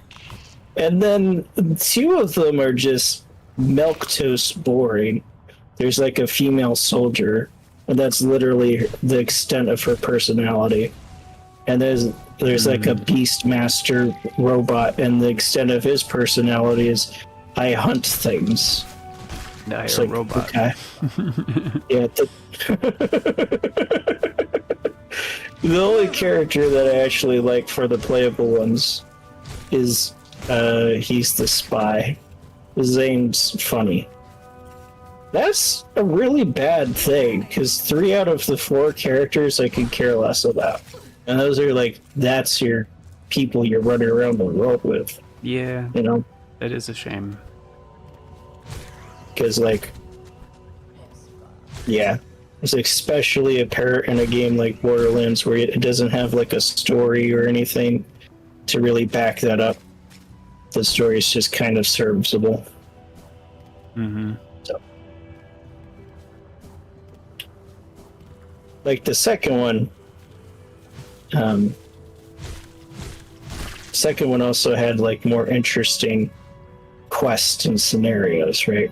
It's like the second one had one of the funniest, just ridiculous side quests of all times, which is given to you by an NPC called Shoot My Face or something like that. I've heard about that. Yeah.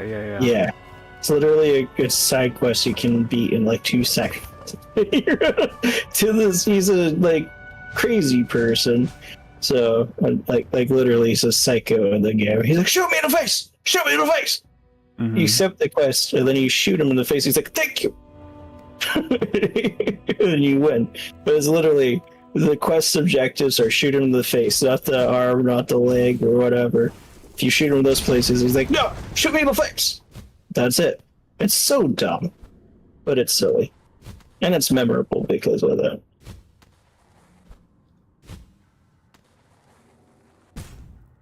Ow. Did you like Diablo? Did you play Diablo? Sorry, No. I forget. I mean, they added Diablo. I played a little bit of Diablo here and there, but I haven't finished a Diablo game before. And they added That's Diablo okay. 4 on PS Plus a while back, and I was like, Yeah. nope, I actually own a Diablo game now. But I have not really played it. I played the beta for Diablo 4. It was good. I liked it.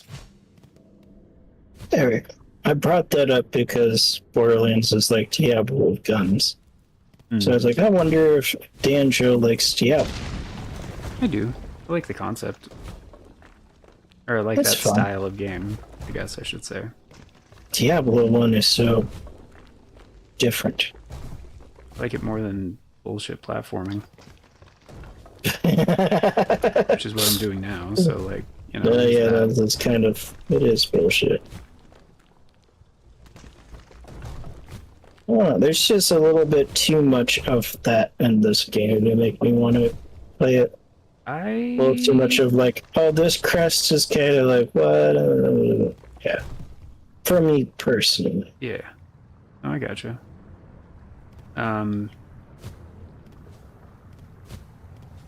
Teach their own. It does not matter. What? It does make me want to give the first game a shot. So, You haven't played the first game? You haven't played first Hollow Knight? played a little bit of the first game. Oh, first game's amazing. I highly recommend Yes. it. Are you fucking kidding me? I am so sick of traps and boss fights and all this other shit.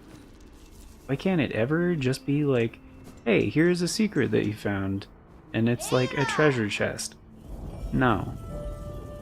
Every time I wander into a boss fight.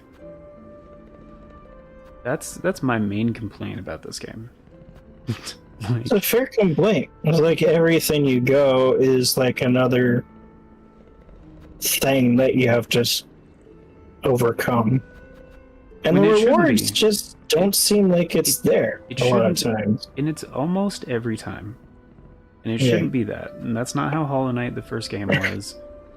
Like usually you are rewarded for remembering certain locations where it's like, oh, you can't do this yet. You need to come back once you have a different ability. And it doesn't tell you, it just, if you pay attention to the environment and what the game is teaching you, you're rewarded in kind. And sometimes you do stuff like that and you're like, hey, here you go. This is your reward. You got the thing. Cool. Sometimes it's a secret boss fight, but like sometimes it's just treasure. In this game, it feels like every time it's a boss fight. And yes, there's treasure afterwards, but I don't want to fucking do a boss fight every fucking time I go back to something. It just decentivizes exploring, right? Because like instead of you like, unless you really have a boner for boss fights, which some people do. I mean, that's fair. There's plenty of people that play games that are just like only boss fights. Yeah. There's like, and that's fine.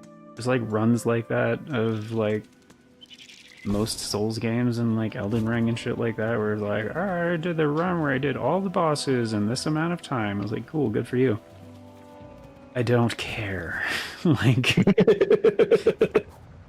I guess to me, it's like why it decentivizes even if you like boss fights. It's because if you explore, it's like it's going to be a boss fight. It's going to be a trap. Mm-hmm. The mystique is gone very early. Yeah, and like it doesn't matter. So here's an example.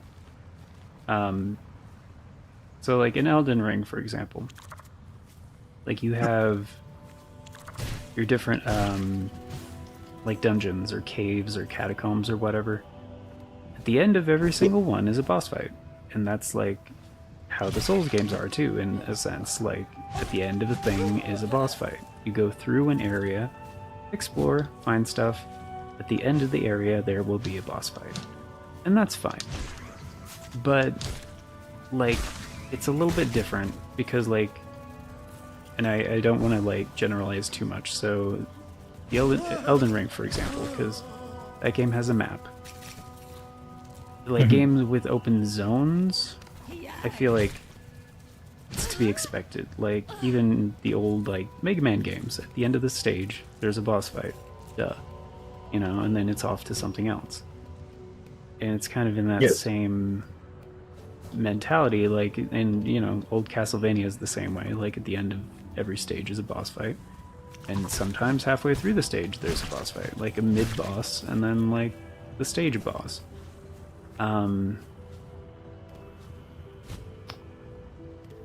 So, but in a Metroidvania, like it allows for variety. Because like it's kind of expected in certain areas there will be boss fights. But most of the time, if you find a secret or something that's off the beaten path, sometimes it's just treasure, and it's optional. In fact, I would say half the time or most of the time it's just treasure. Like making it a trap almost every time, like, because there's the other thing that I just noticed this time. After walking into this place, the entrance collapses, so you can't even walk out of here. So yes, it's a literal trap. And then I didn't even notice that the first time, because I was like, well, of course I'm gonna press on because I want the treasure. This is an optional place that I remembered because I'm smart and I take notes. And like, I take notes. Yeah. Sorry, you said that like a Canadian. I like take notes. I take notes. And in most games, especially back in the day, like if you have like a notepad and you take good notes, like you find more secrets, you get more loot because like you're being thorough. You're actively participating in the autonomy part of like interactive experiences. So Yeah, I don't mean to be rude. I ordered food and it's here. I No, just you're want to good. grab it because it's sitting outside. Yeah, I'll be yeah, right back. yeah. Do your thing.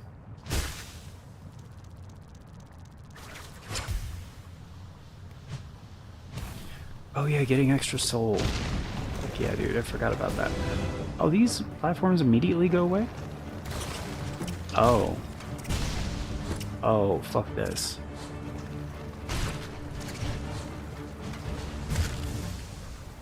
Gotta be shitting me. Doo-doo-doo. What's up, dude? Pretty pumped for Metroid Prime 4. It looks good. I mean, it better be good. It's been in development for, what, 8 years now? Metroid Prime 3 came out in, what, like 2009, 2010? Been a long fucking time.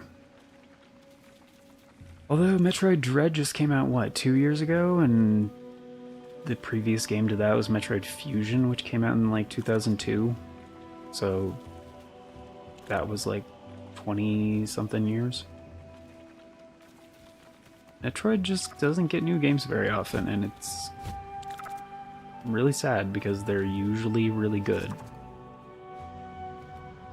But I get it, they don't sell like Mario and Zelda and all that shit and Mario Kart, so keep doing that. I guess, but like Nintendo has enough money, they can make sure there's enough budget for a Metroid game every couple years.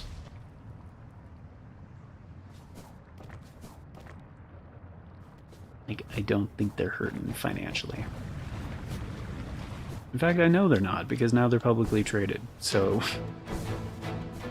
Wait, does this keep going up? Oh shit, that's a reward? What? For a secret place to get silk? That's it?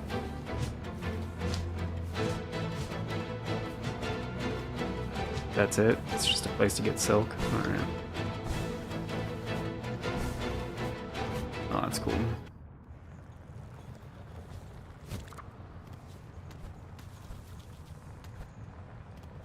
Oh, this isn't even... Oh, right, she has a bench. And there's a bench further in over there. I can just come in from the other side. That would be smart. I really shouldn't be avoiding enemies either. I need whatever you call them, fucking shards or whatever.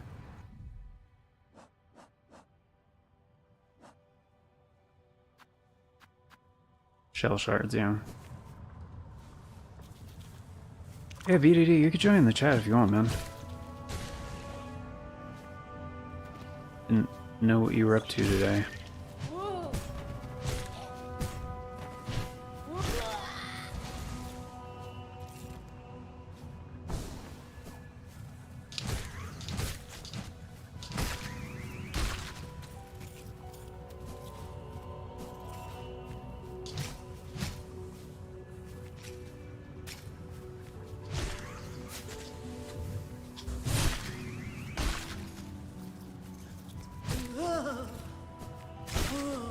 I'm back, friend. What up, dude? Not much. I got my food. Dude, get food. I just dropped it on my shirt. It happens. Now I have ketchup all over my shirt. It happens. It does happen.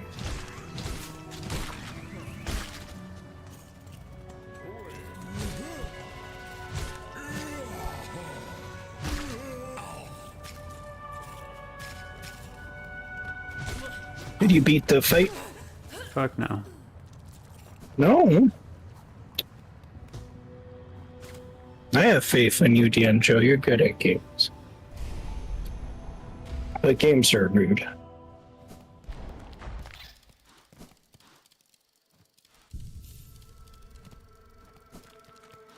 Thanks, man.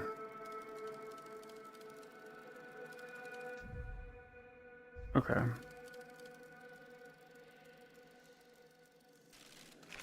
Do have enough shit. Do have enough shit. Okay. Final Fantasy Tactics is fun. It's a great game. Totally random tangent, but I was just thinking of games and how games can be good games. And I was like, Tactics is a good game. Yep. One of the best games ever made.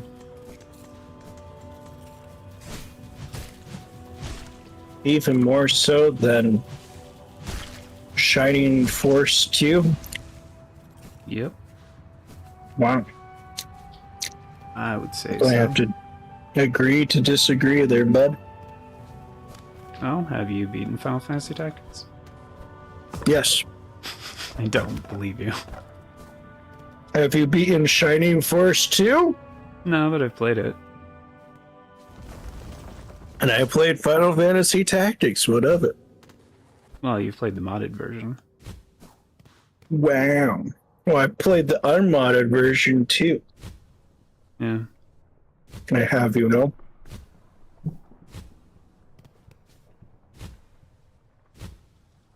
So long ago, I really don't remember much of it. I mostly remember watching my brothers play. Yeah. You know what else sucks about this? Anyway, in Everything? conclusion, what I was talking about earlier, before you got your food, Yep. told me to talk about something else that people can relate to.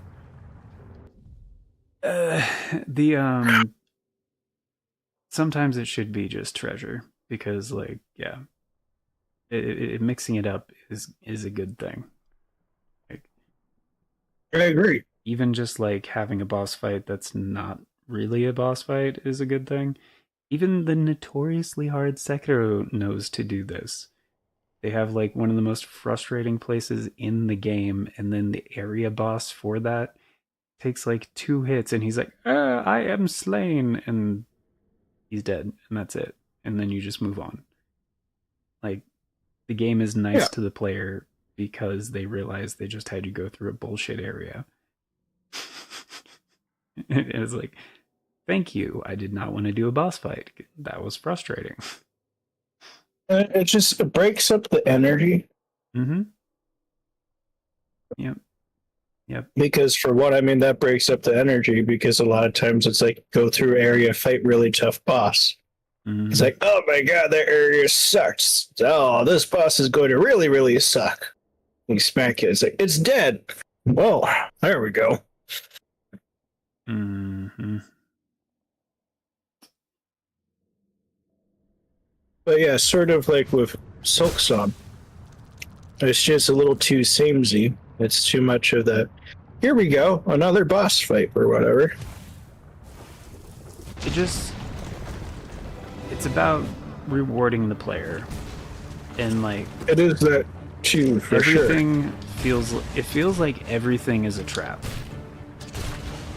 Yes. And that is not a good feeling for something that you paid money for. Unless you're just straight up a masochist, which, like, so I've heard. I don't know. I'm not a masochist, I swear. But it's a few things. I mean, yes. It's like, it doesn't feel rewarding to the player. So it's like, why am I even going to these areas doing these things? Mm.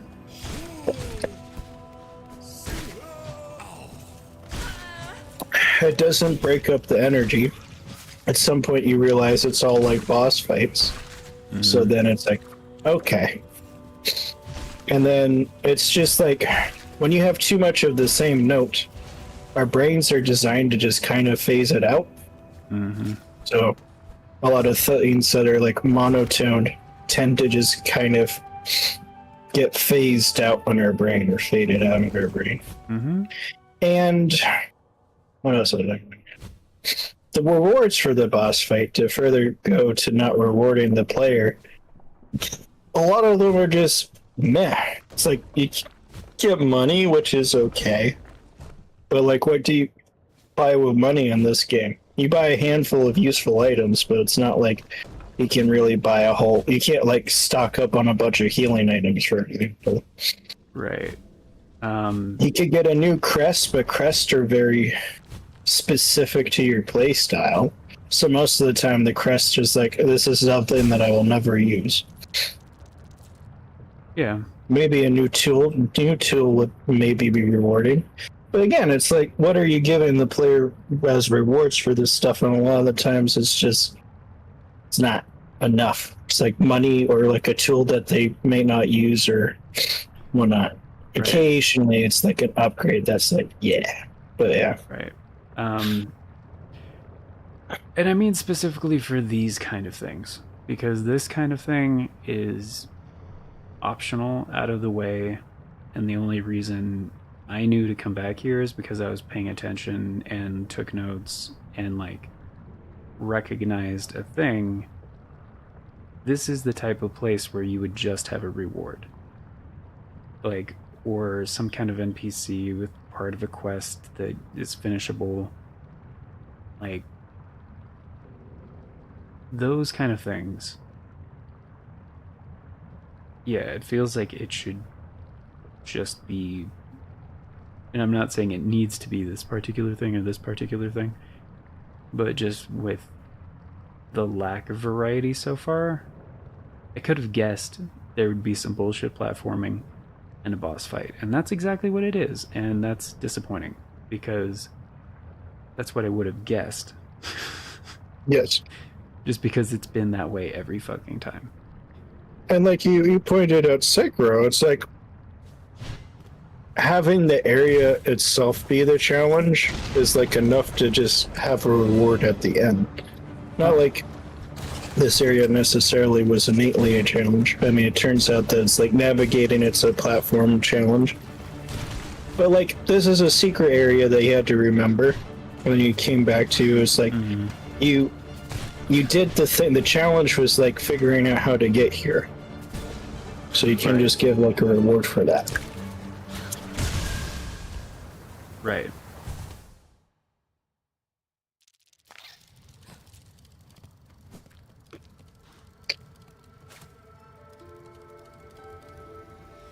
And like I said, it's because Silksong keeps on doing like constantly these little things like that. That's sort of why I don't want to play it. Mm-hmm. Yeah, it's definitely one of those games where if they wanted to make it like this, fine, but they should have, like, if this was the design, if this was the intention, like, it's not accessible enough for general audiences. So you can have this mode, but they should have had a mode that's like for everybody else, you know? I'm not saying put an easy mode in your game. I'm just saying, because like Dark Souls doesn't do that, Elden Ring doesn't do that, blah blah blah. Yes, but there are tools in those games that essentially make the entire game easy mode. So going without those tools makes it a lot harder. It's a balancing thing. And as far as the rewards go, what I meant about that earlier is like, it doesn't feel like a reward, especially with these, you know, things, because putting too many boss fights, as far as frequency goes, means like, okay, you have to like practice those boss fights and like figure out the patterns and all this other shit. Like, yes, but in the process of doing that, you're likely going to be spending a lot of resources. And like, yeah, you could save the consumables and stuff and the resources until like you figure out the fight well enough, but you also need practice using those resources to understand like how they're going to benefit you in the first place, and how they're going to adjust the fight, and how they're going to, you know, augment things. There we go. So almost every time I'm spending more resources to get through these boss fights than I'm getting in rewards afterwards. And a lot of the times I'm like going broke before finishing, and so I have to like run back, grab a bunch of shit, come back, do a bunch of shit. And it's not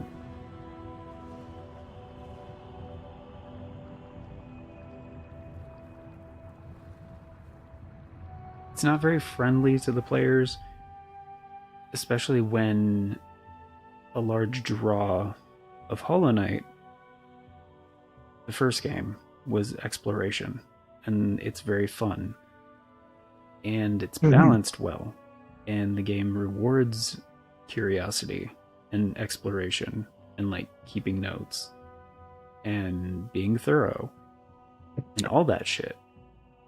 And it feels like with this game, it's like every time you go exploring and you like take notes and find a thing and go like, oh hey, I remember this because I took a note about this and I was paying attention to what it was, and so I marked it in a specific way that meant a specific thing to me. And you go back and get it and you're like, oh, it's a boss fight. Almost every time. Bullshit platforming and a boss fight. So the fact that it's stagnating itself and also polarizing because so many players are just like, oh, this is difficult. It's not difficult because it's difficult. It's difficult because it's not rewarding the players for their efforts. And there's like a balancing there. There are certain things that ways to incentivize design choices in games. And one of them is to encourage autonomy. And that's like, can take multiple forms, like mastery of the game mechanics over time, paying attention to in-game narrative things, or the other thing, the taking notes thing, essentially. Like, literally rewarding the player for paying attention and like taking part in the interactivity of the video game itself. And it's weird because it seems like Team Cherry is going with trends more, being like, okay, people are enjoying these harder games, so we should just make it harder. And then the people that enjoyed the challenge things of like Hollow Knight, because there is some like very challenging stuff in the DLC of the first game, will really enjoy this. And like, just based on, what's been popular lately, which is never a good metric to go on, honestly, if you're making something. It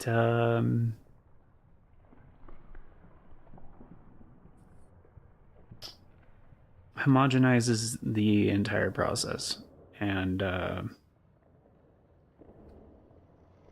you end up with something not so great.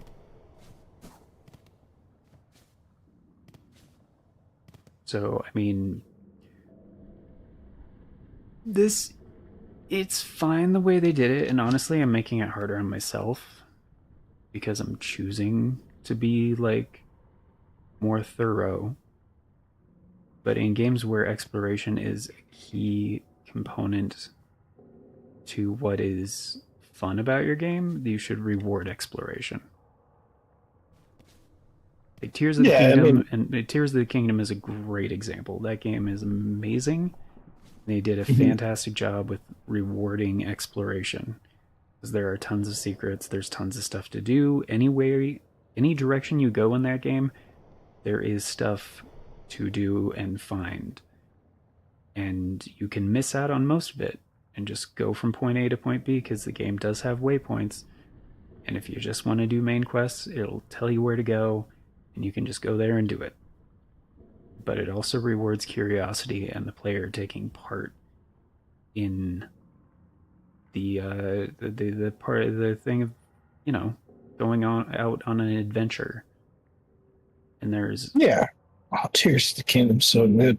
Yeah, it's a great game. Like it's not stupid hard, but it's a great example of rewarding exploration in games. But Oh, thanks for the super chat, bro. But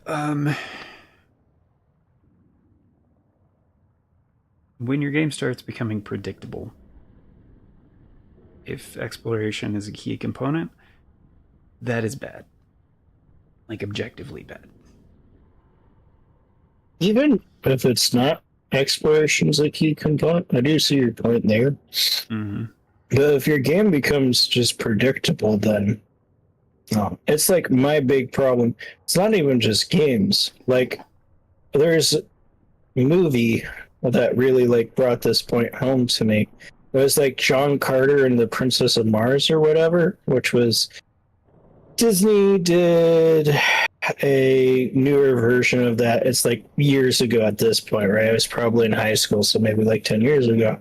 That movie flopped really bad. And I was sitting in the movie theater and I was thinking about it because, like, you know, when they're watching and they have a lot of like the action movie stuff. It's like the stuff was there, but they never broke up the energy. It was very just the same kind of intense action movie energy throughout the whole thing, and it just fell apart because you never had those breaks in the energy. When it becomes predictable, you don't have those breaks in the energy. And like, I know I keep saying like the whole thing about like it becomes monotonous, but it's like serious psychology around the fact like we are just designed to phase out anything that's just the same note the entire time. So then your game just becomes like white noise. When you don't like break up your energy in a meaningful way, it's just the rest of it becomes white noise. In a way, this game is kind of like that white noise because it's like it's a boss fight. It's a difficult platform boss fight. That's it for the entire game. So yeah. Yeah, very true. Yeah. I love the art style of this game. Mm-hmm. Yeah. The first game is great. Yeah. The art style is really good.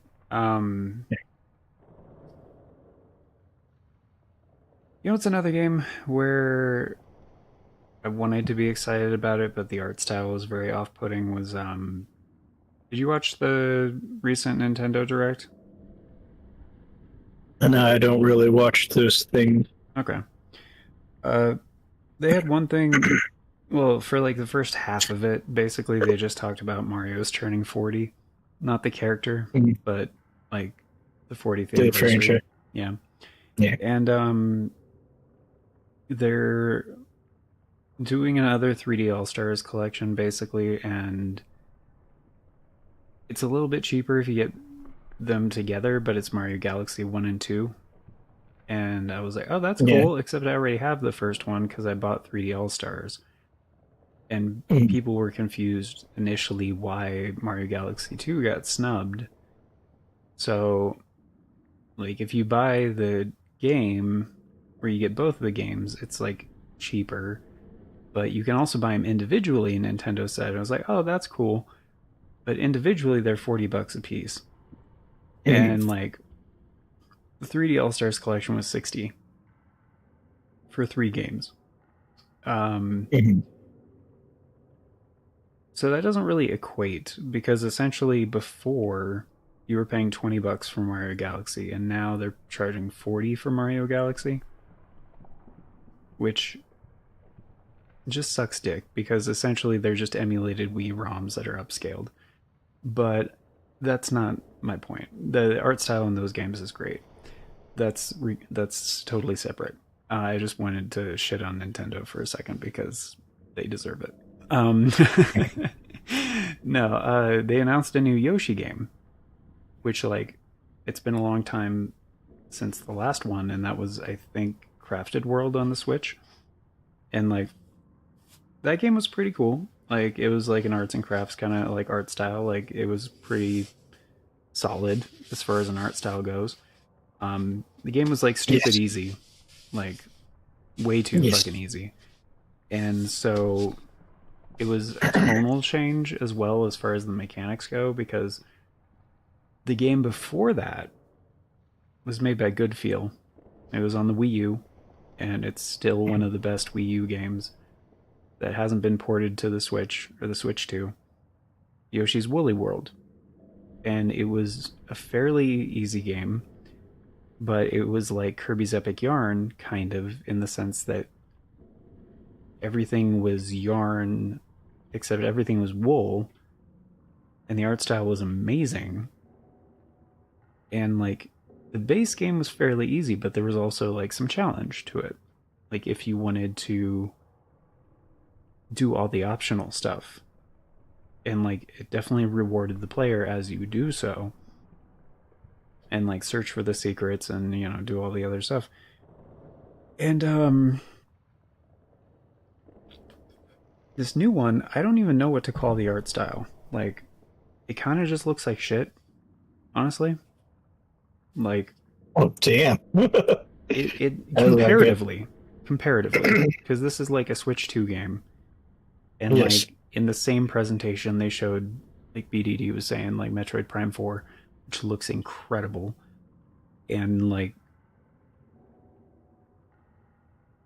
this is, in my opinion, Nintendo's problem right now is like they don't have any, or I wouldn't say any, they don't have enough first party offerings.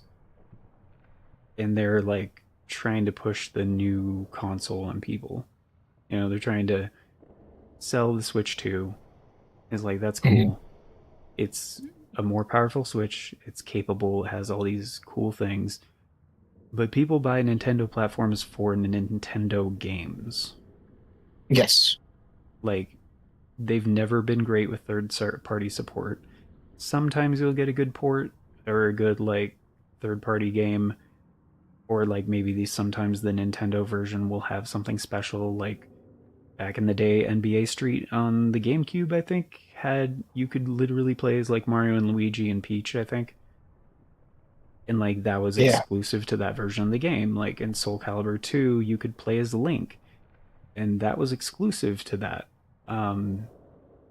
And it was just a good reason to pick up the Nintendo version. And nowadays, even when the Switch 2 is only a couple months old, and like they're coming in halfway through the other consoles' like life cycles, it's already struggling to compete performance-wise with the other platforms. You know, like, and it's brand new. It's a brand new system. So the fact that they don't have many first-party offerings and they're already having this performance thing. But that's the other thing too, is people are willing to have a weaker platform because it's also a handheld. Yes, it's kind of like with the Switch, and they had fun games, but right. Nintendo has also shot itself on the foot by making like the Switch 2 like you don't own it. You just have a license. Which admittedly like isn't stopping some people from buying it, but it is stopping a lot of other people from buying it, you know? Mm-hmm. Like the diehard Nintendo fans are still going to get it because they want to play the Nintendo games, like you're saying. That's why you get a Switch. But then you have people who are like, I like the Nintendo properties just fine, but you know, I'm not going to get a, you know, Nintendo thing just because of that, you know? Yeah, yeah. Sort of like me. Like, I got my Switch so I could play, like, Breath of the Wild and stuff like that. And, yeah, but I'm also not going to get the Switch 2 because I don't need to play new Zelda or whatever. Well, that's the thing. There isn't a new Zelda. I know. I mean, you're right about that. Like, there's no I don't Mario. need to play the new Mario Kart. That's weird to launch it without a new Mario. Or a new Zelda. The new Mario Kart. They have a new Donkey Kong, but like, yeah, I'm not going to get it for those either. Yeah. That's what I mean. The first party offerings, like people are willing to have a weaker system that like costs a bit more because like it's a handheld and it's Nintendo. If the games are there. I get what you're saying. But like, what I'm saying is that even if they had it, I wouldn't be getting it. Right? But I get what you're saying too. They don't have that. It's like they don't have that, which is the entire reason why you get a Switch. So it's like, well, why am I getting a Switch 2? Because you don't have this. It's a weaker system. Right. I could just get a Steam Deck. Right. Whatever. Because they essentially launched the system with 2 games, which they've really never done that before. Nintendo usually launches a new platform with like 4 games. At least. I think the only other time they've launched a system with 2 games was the N64, and that was like Pilot Wings and I forget what was available at launch. I think it might have been Mario Kart as well, actually. But because of the slow start, like a lot of people didn't pick it up, and then like later they did, but overall, like the N64 did not do very well in its life cycle, like comparatively. So it's just confusing that they didn't have other games ready. And if they're not ready, that's fine. But I feel like they should have at least shown their customers like what's coming, you know? Because I'm sure they have a new Mario coming. I'm sure they have a new Zelda coming. Like, but instead they showed like these Switch 2 upgrades to existing games. And it's not... I get DLC is a lot easier to do than a brand new game. But for most people, if the games have been out for a while, like most of their customers have already decided if they're going to buy said game or not. Adding more stuff to it, and also, you know,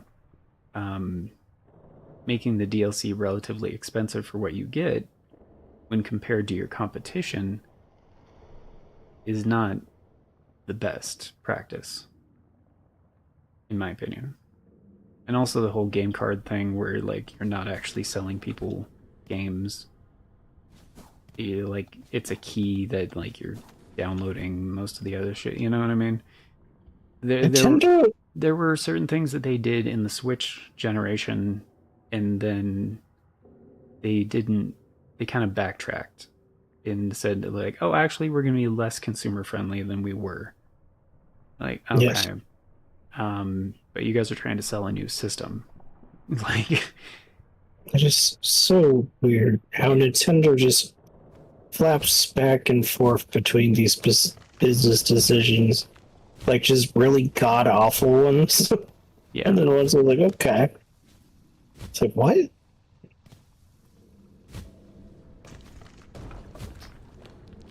Yeah, it's a little confusing. I'm not sure why they're doing what they're doing. Like, it's a little strange. And plus, I don't know if they've changed this policy, but they used to have a policy for the longest time where they have to make a profit on hardware. And this was kind of, from what I understand, from what I've heard about it, it was a leftover policy from the guy that was in charge before Miyamoto, the guy that hired Miyamoto, that was the president of Nintendo before Wada, I think. I forget his name. But supposedly he was a really good boss and knew what he was doing and just like made some great decisions that turned Nintendo into like a very profitable company. But he was president during a time when even just the concept of focusing on video games seemed like a risky move that might not pay off. So they had this policy where they had to sell physical goods at profit every time. And so that affected their price structure, and it also affected the parts that they used for the Game Boy and the Super Nintendo and stuff like that.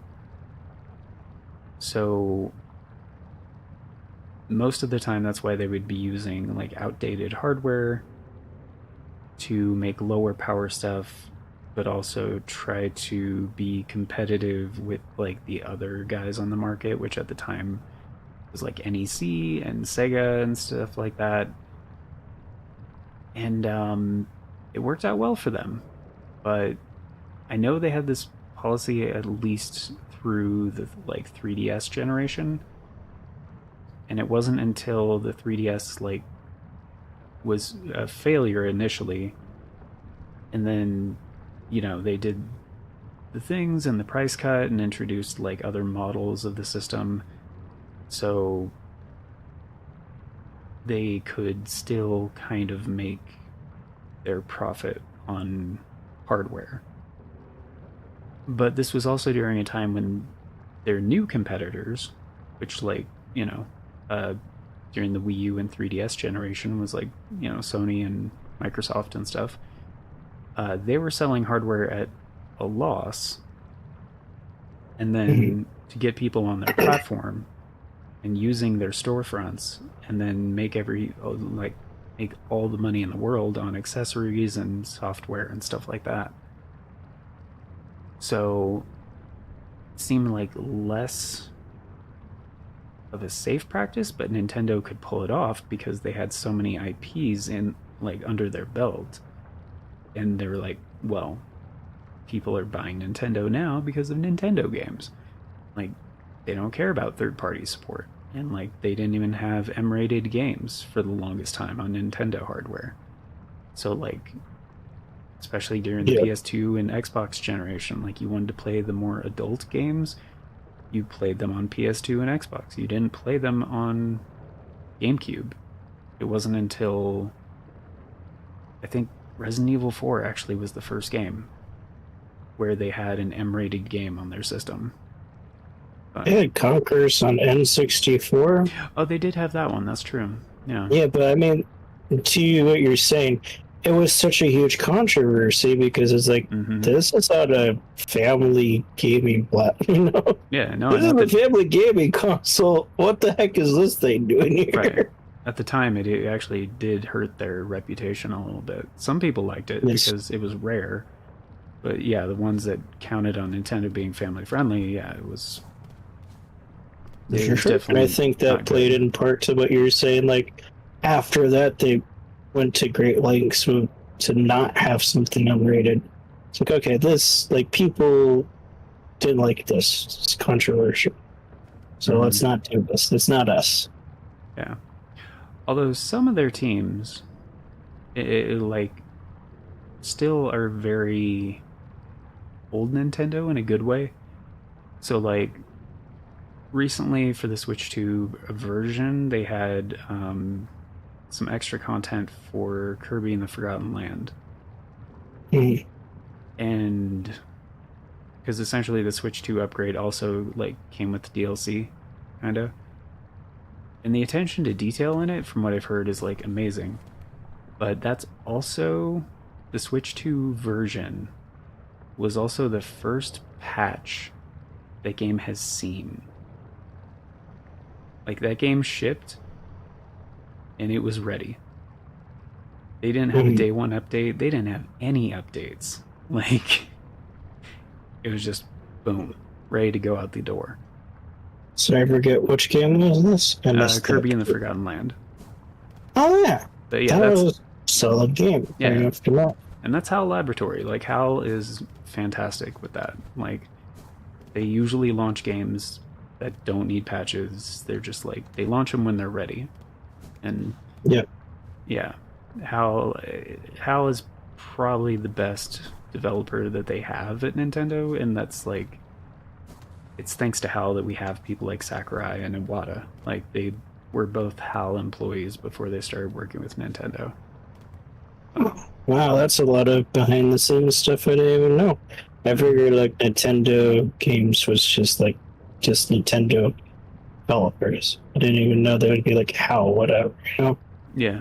No, HAL PAL's great. They're technically second-party Nintendo, but a lot of people consider them like Nintendo developers now. But Yes.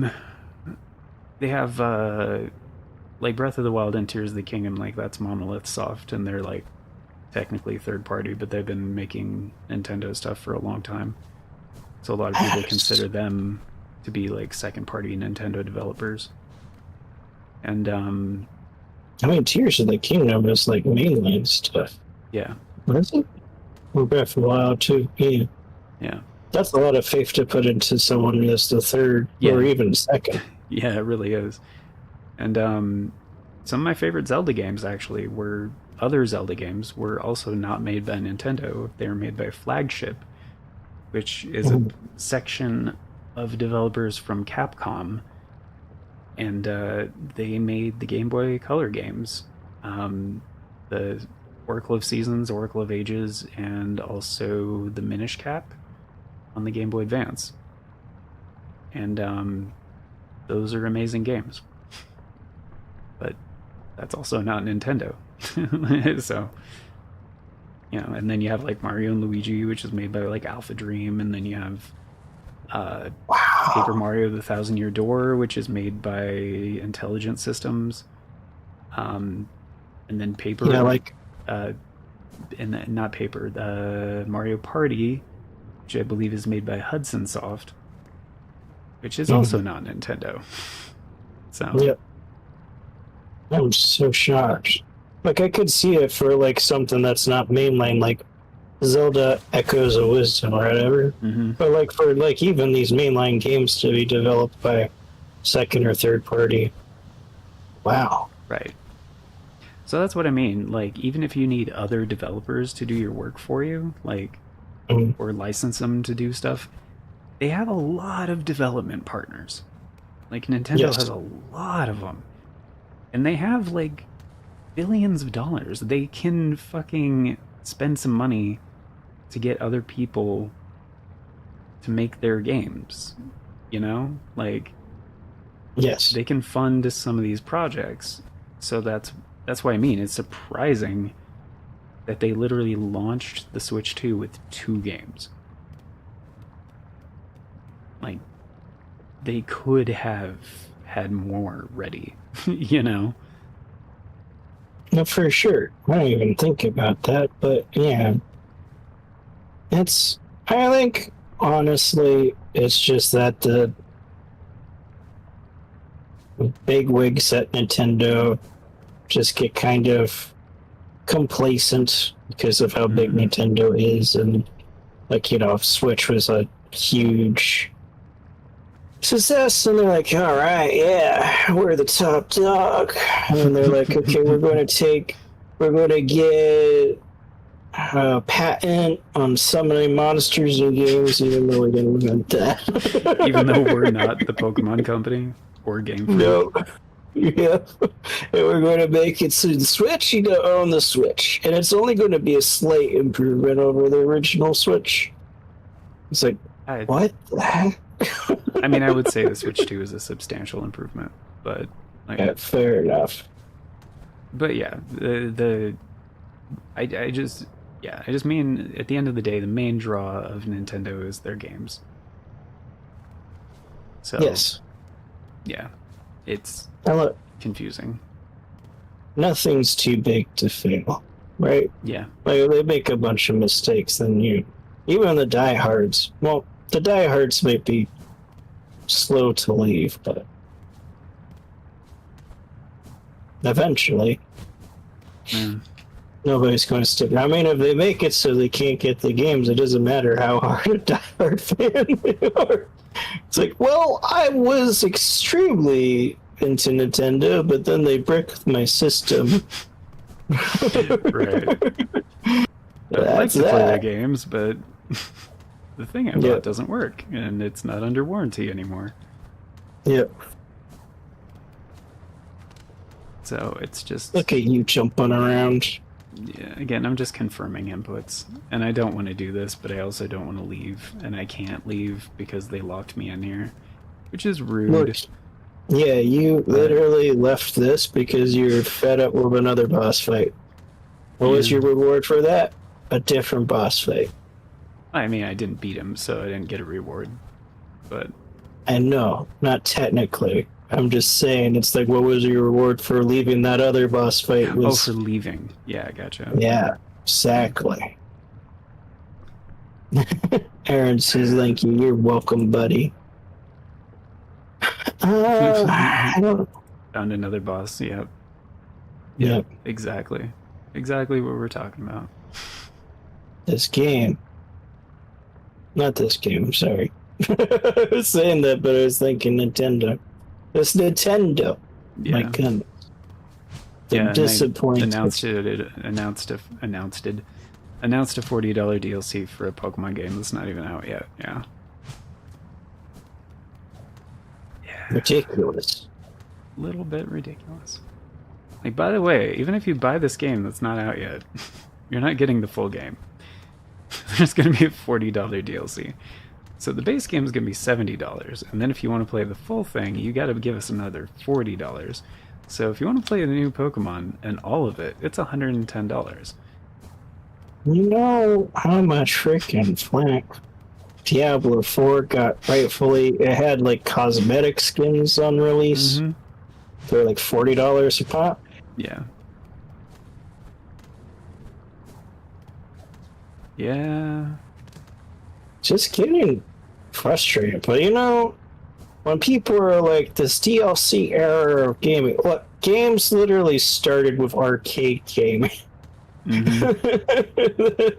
You literally had to shell out to play Yeah. each time. And they unapologetically tried to steal your quarters.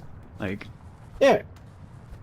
just the way the games were designed for you to like die a lot and spend more money on the machine. Yeah. It's not that I agree or whatever, but games were literally founded on basically, what is it? Microtransactions. Yes. Yes.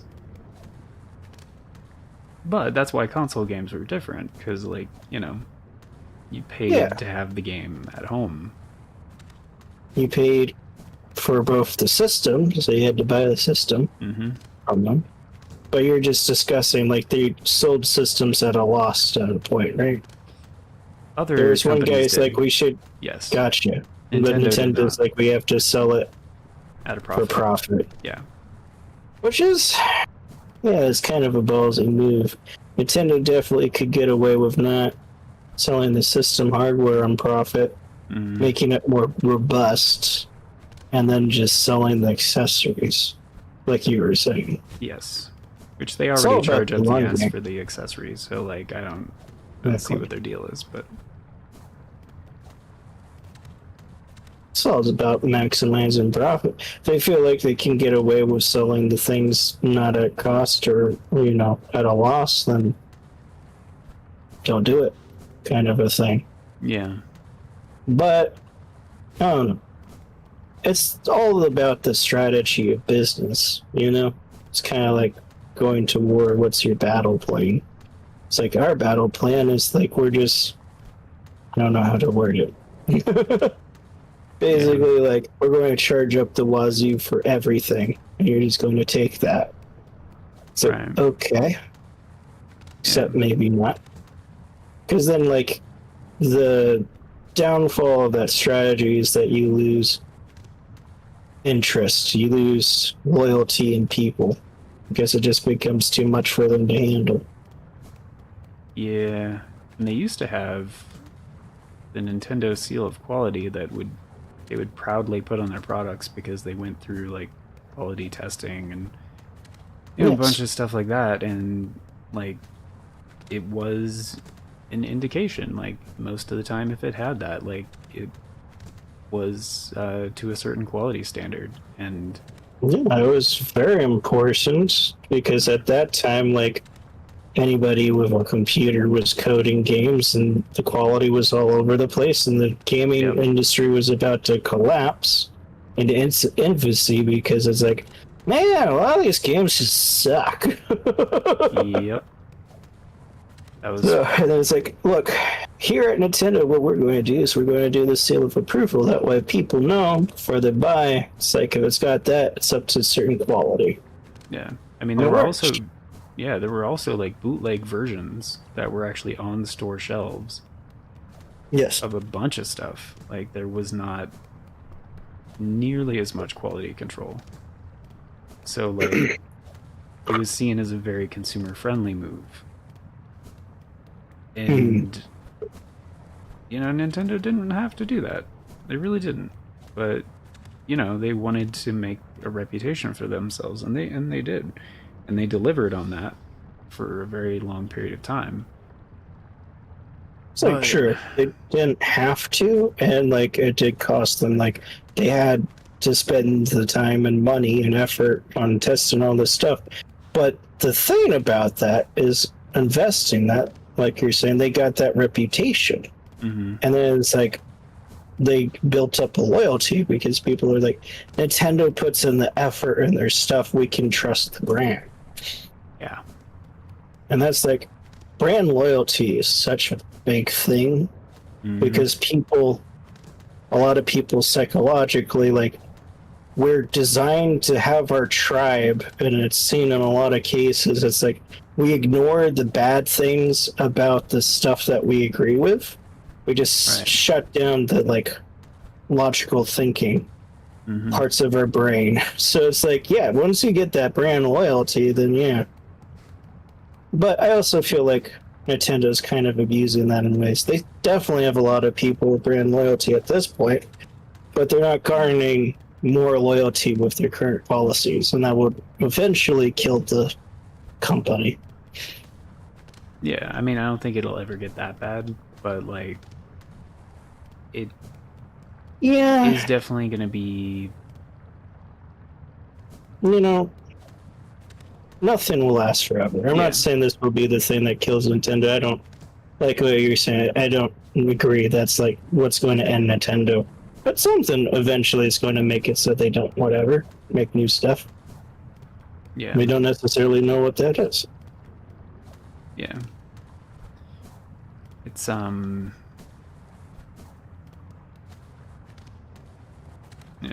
BD was saying, I bet when new PS6 and Xbox versions come out, Switch 2 will go on a huge sale and people will buy the Nintendo over an $800 console without a disc drive. Yeah, potentially. I mean, we'll see. Depends how it goes. It's, I'm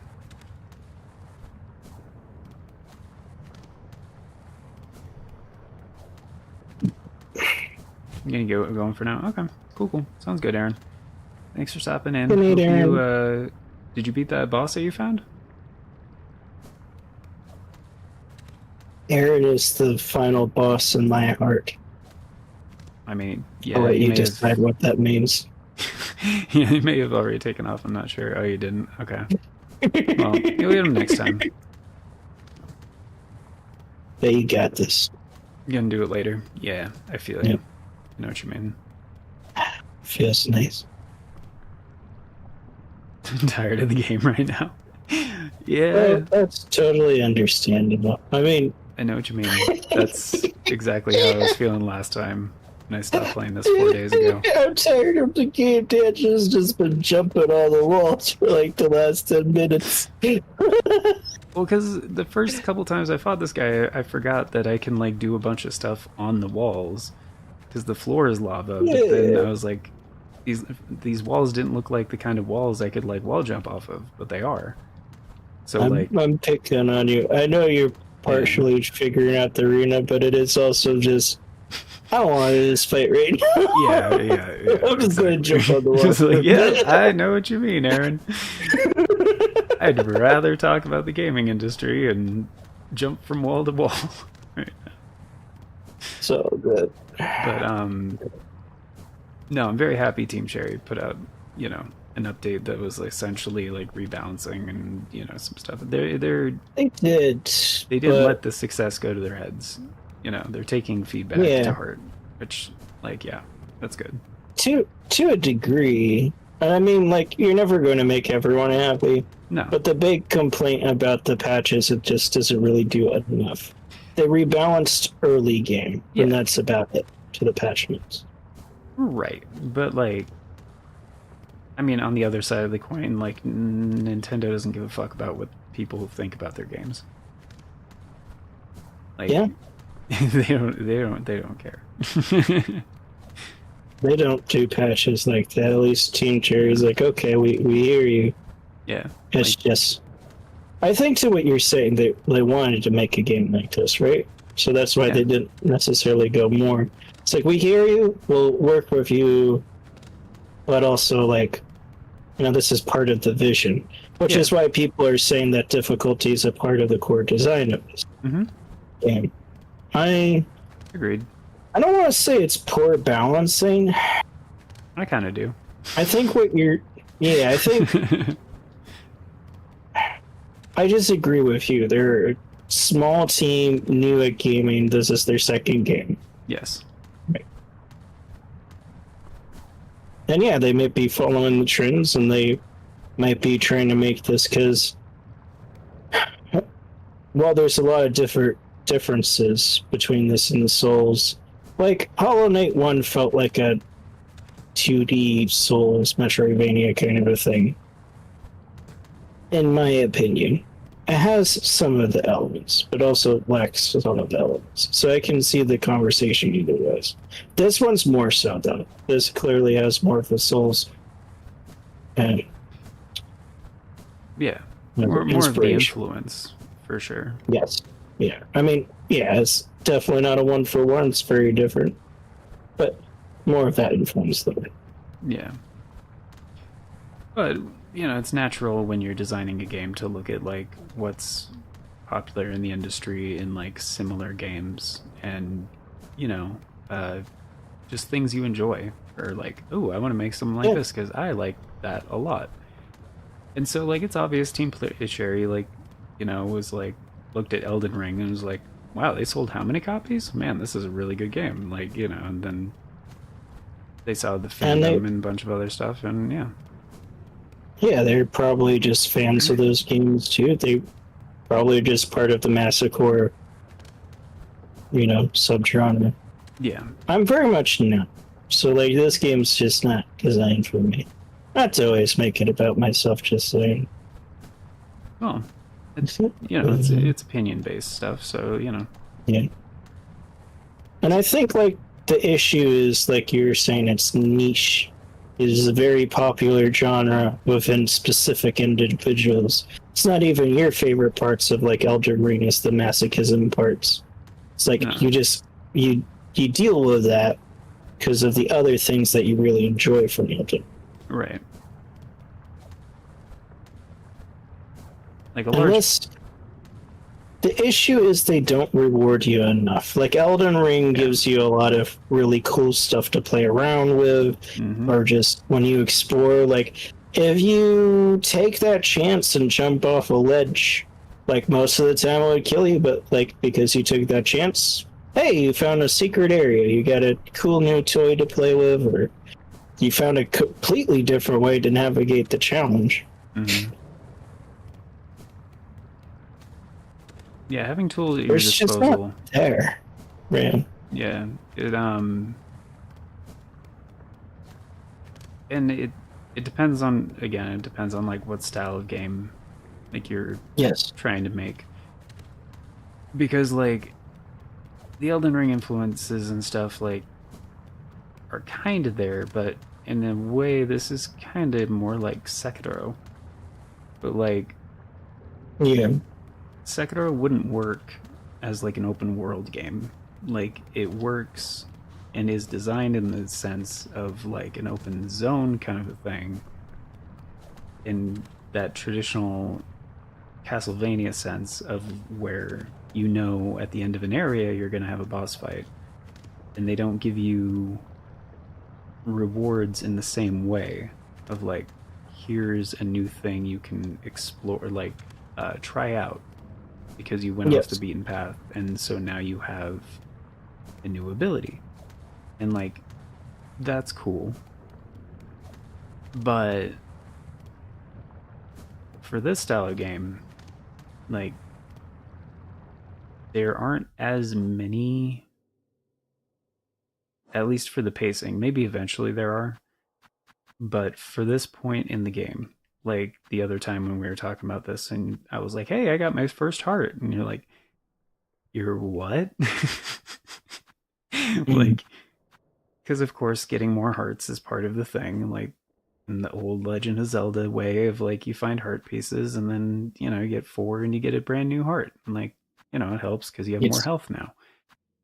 But yeah, getting your first heart like 30 hours in, like that seems kind of late. And there are some tools for sure, but with how this is designed to encourage customization, it's not like, I'm not going to say it's not enough, but it doesn't. Yeah, it's like what I was saying earlier with rewarding exploration and stuff. It doesn't. The rewards just are.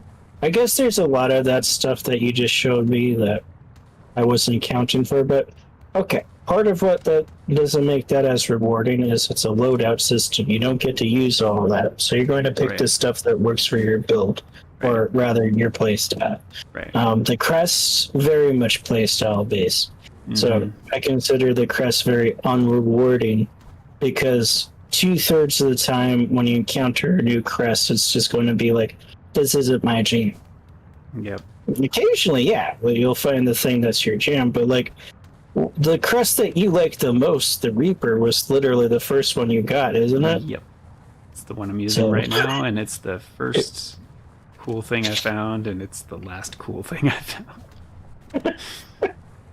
And like, you do get the new tools, but again, it's a loadout thing. But yeah, I mean, you might get lucky and get the thing that's whatever. Yeah, and they're limited. Have more hearts. They use limited resources, so the game even actively actively encourages you to be careful about not using them. Yeah, they should. And it's like, okay, just how about you just give me back all those resources every time I rest at a bench? That'd be cool. Make it like mana or magic points, where it's like, they're consumable, but they refill once you find a checkpoint. Not like, that's honestly how I thought it did work. It should work that way instead of using finite resources. Okay, they're not finite resources. They're consumables that can be farmed. They're finite-ish. But you do have to farm them. Run out. Yeah, exactly. Yeah. Well, that is such a bad game mechanic, because like you're talking about, it like discourages the grind for our boss. Discourages you using them too, because it's whatever. Yeah. So like the best thing to do to avoid having to grind for them is go in, not use them, learn the patterns, and be like, okay, I feel like I can actually use them now. But that at that point, now you have to sort of learn things again.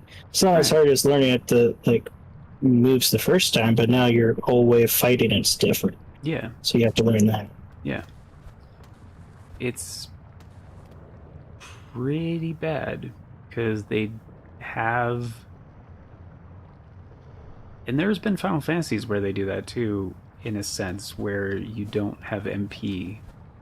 You have like a number of spell casts that are like finite, and I forget how you renew them, but there essentially is no way to restore your magic uses on the go. And it was always a huge pain in the ass, and like, so later ethers became a thing in Final Fantasy, to where like, oh, you can stock up on these things, they give you more magic points if you're trying to do like a longer dungeon or whatever. And you had to, like, it was just much more restrictive on magic. But you have job classes like White Mage and Black Mage where that's the only thing they're good at. So essentially, and then the default layout or loadout for your team is 1 White Mage, 1 Black Mage, and then 2 fighters. So, and some of the dungeons are kind of long.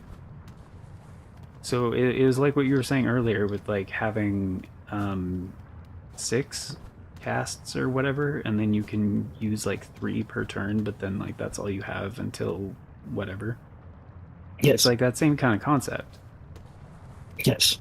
But like, if you want to go with something like that, because that's a fine game mechanic, but you need like other stuff you can do that character in the meantime, or give them a way to replenish their stock of things that doesn't cost them much of anything, aside from maybe a little bit of careful planning, and that's pretty much it. So in the example of this game, it's kind of annoying because what it's encouraging me to do is, yeah, just use my basic attacks so I don't use up resources, because like I could use my throwing knives, but that uses my freaking shell shards, which Yes. even just trying to beat that other boss, I went through 600, which is my max capacity, just trying to like figure them out and do all this stuff and blah blah blah. Or I could use, like, you know, one of my other things that runs on consumables, or like even the flea brew or whatever, which is relatively cheap, thankfully, but that's only because I did an optional side quest. And Yes. It's not. That's also limited. Yeah. Why? Yeah. So, and it makes it not reward. Well, that just reminded me, like, because we're talking about Tears of the Kingdom. I agree with you. Very rewarding. Breath of the Wild, though, like, I loved it at first, and then as I played it more, I started to see some of the things. And one of the things to me is like exploration didn't feel that rewarding, because it's like, what did you get? Another Deku seed? Okay. Or you got another weapon. It's like, I don't like the weapons because they break in 2 hits. Right? I don't care about them anymore. And maybe a new armor piece, but that was very, very rare. So it's mostly just a new weapon or a new Deku seed. And it's like, I don't like this. Tears of the Kingdom did it way better. For one, like the weapons didn't break as fast, right? So it still like had that mechanic, but it just felt more tolerable. Yeah, and you could do that too. Yeah, you didn't have to rely on finding weapons. Yeah. It's like that just alone, it's like, okay, I feel more rewarded. Here, like, you have a lot of this stuff. You're not even using the weighted belt, though, right? A lot of that stuff is just in your inventory. No, it's just kind of dumb. It's just not. I mean, I wouldn't. Yeah, no, I'm not saying like you should. I'm just saying like this was a reward that the game handed out to you, right? Yes, and it's not even something that's like. Actually, no, I bought it from a merchant. There you go. Well, yeah. Purely out of curiosity, if he would say anything if I bought all of his stuff. Yes. But that becomes a major issue. I would agree with you. In this game, there's not enough reward for your actions. It's a very tough game and asks a lot for you without giving you a lot back. Right. They need to change. Well, in my opinion, they need to make it so your items aren't. The shards just don't exist, basically. That could go away. And like the limited amount of your brews could go away too. Like if they want to, they feel like that hurts their balance too much, they could reduce the amount that you could use at one go. Maybe, but I don't know. Honestly, I think it would be kind of interesting to tie the items to silk, but that'd have to be done in a specific kind of way. It would, yeah. Because your silk is also attached to your health. But then, honestly, I think it would probably be better to have that like be attached to your silk and probably just do like what they do in Dark Souls, where you have like X amount of health potions or whatnot. Yeah. I mean, that would require a bunch of reworking. I mean, that would require. They don't need to do that. Right. They're limited.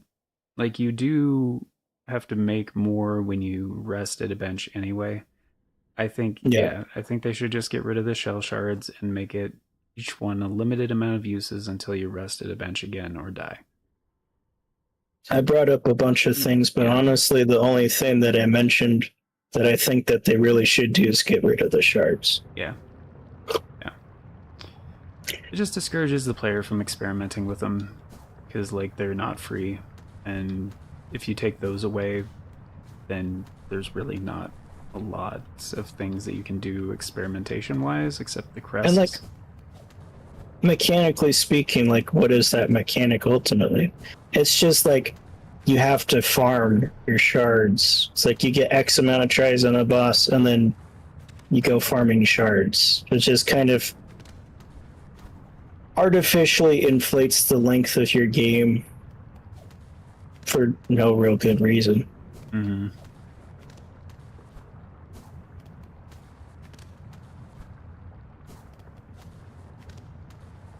Yep. That it do. Yep. So Team Cherry, if you're listening, make your game better. Kidding. Reward exploration, damn it. But in all seriousness, if you're listening, I would consider getting rid of those shards. I think it just kind of hurts your game to have them there. Yep. Agreed. Agreed. I want to play the first game. First Hollow Knight's very good. But this is your new favorite one. You talk smack about it because you love it. It's like that kid in class who pulls the girl's ponytail because he has a big crush on her. Mm-hmm. You're doing that cool this game. True. It's very memorizing watching you jump. It's a very pretty game. Yep.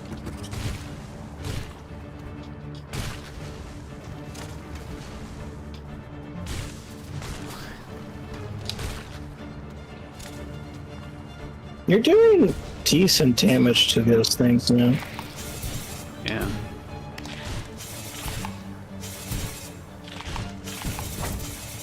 Dude, serious? Alright, fine.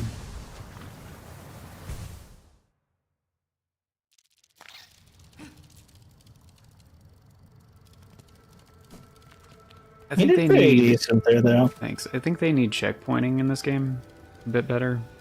Like, one thing that I think they should borrow from Elden Ring is, like, Elden Ring has some harder stuff in it. It's like, kind of. But, like, one thing that Elden Ring did that a lot of people loved was the Stakes of America. Because, like, for a lot of the bosses, like, especially the harder bosses, they have a checkpoint system that's like just outside of the boss arena. So like when you die, you can choose if you want to revive at the Stake of America, or if you want to revive at the last, like, you know, site of grace, which, you know, like main checkpoint thing. And that's awesome. Yeah. And it was very much appreciated because then you're skipping all of the fluff and just getting back to the thing that's killing you. And some tricky areas have that too, where they have a trap that's like kind of meant to kill the player, but you can also revive at Stake of America instead of going all the way back to the thing. The difference is the Stake of America doesn't let you rest at it, so you can't change your equipped stuff for the most part, or like your build, like in your affinities, and you know, can't do stuff at the Stake of America once you're revived. It's just a place to revive that's closer to the thing that's probably killing you. Yep. But, and it makes sense from the open world design of the game to have those. Yeah. Because, like, I mean, it is part of the challenge and experience of the older games where you put the checkpoints. Like, part of, like, that boss is if you die, you start back here. Mm-hmm. However, that works better in a linear game, which this is not. This is a Metroidvania. And also, it's still a frustrating mechanic inherently, right? Because it's just like, all right, the difficulty is I have to backtrack a lot. Which, like, yeah, it does make it more difficult. Is it fun difficult? Nah. It's not fun difficult. Exactly. And that's... I don't like this fight. this fight is just dumb. Yeah, it's also just a mob fight, which they have way too many of those in this game, where it's just a bunch of basic enemies. But it's like, you have to fight them in a specific way, or in a room that really sucks. Yeah. It's just... Why did they do that? That was dumb. We'll have it so the platforms and this just disappear when you walk on them, so you have to jump on the wall. It's like, okay. Fuck. Their lava sticks to walls? Dude, fuck that. Yeah. That is so dumb. There's just so much of that fucking bullshit in this game. Team Cherry, why? Fuck you.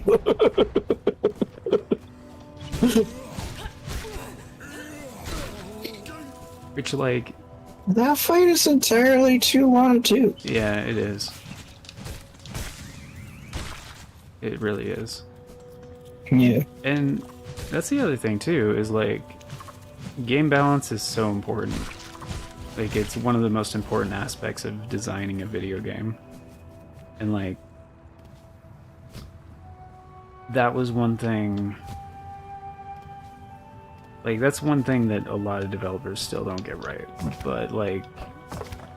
It's hard to get right. It is very hard to get right. There's a lot about similar games where you can make it difficult while keeping it fun. And, like, usually the most important thing, or the most difficult thing, is a self-imposed challenge. So, like, for example, Metroid Zero Mission. Great game. And not even, like, a new game when it first came out, because it's just, for the most part, a remake of the original Metroid. But there's a lot of differences, and there's new content. And you can beat the game. Like, anyone can beat that game. But there's also, like, rewards in the game for beating it in specific ways. So, like, it was kind of one of the first, like, speedrun games that was, like, canonically supposed to be speedrun. So, there were different, you know, rewards tied to how fast you beat the game.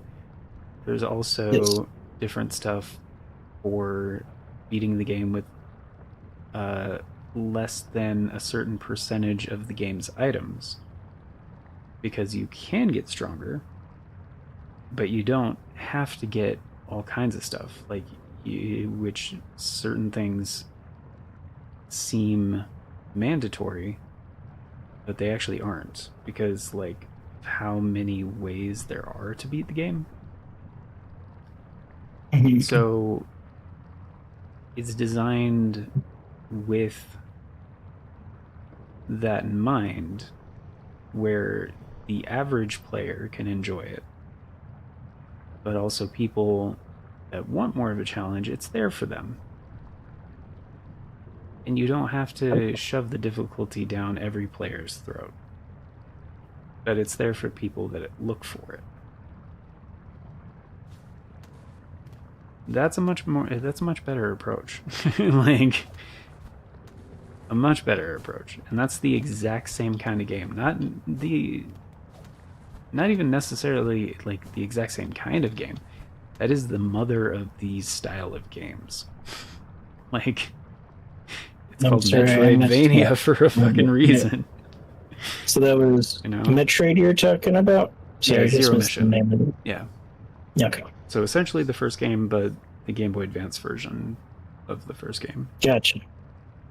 Yeah. I mean, I saw an interesting thing talking about, like, how Nintendo develops difficulty for, say, like, Mario, because like a traditional select kind of feels out of place, but there's also a wide variety of skill, you know, ranges that they're, like, building it for.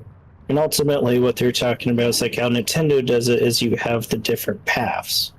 You have like A path, B path, C path, where A path is like the easiest route. And so like everybody has like a route that they can beat the game in, but they can do like more advanced routes, which are harder to do, but then sort of rewards the player for being able to do them in different ways.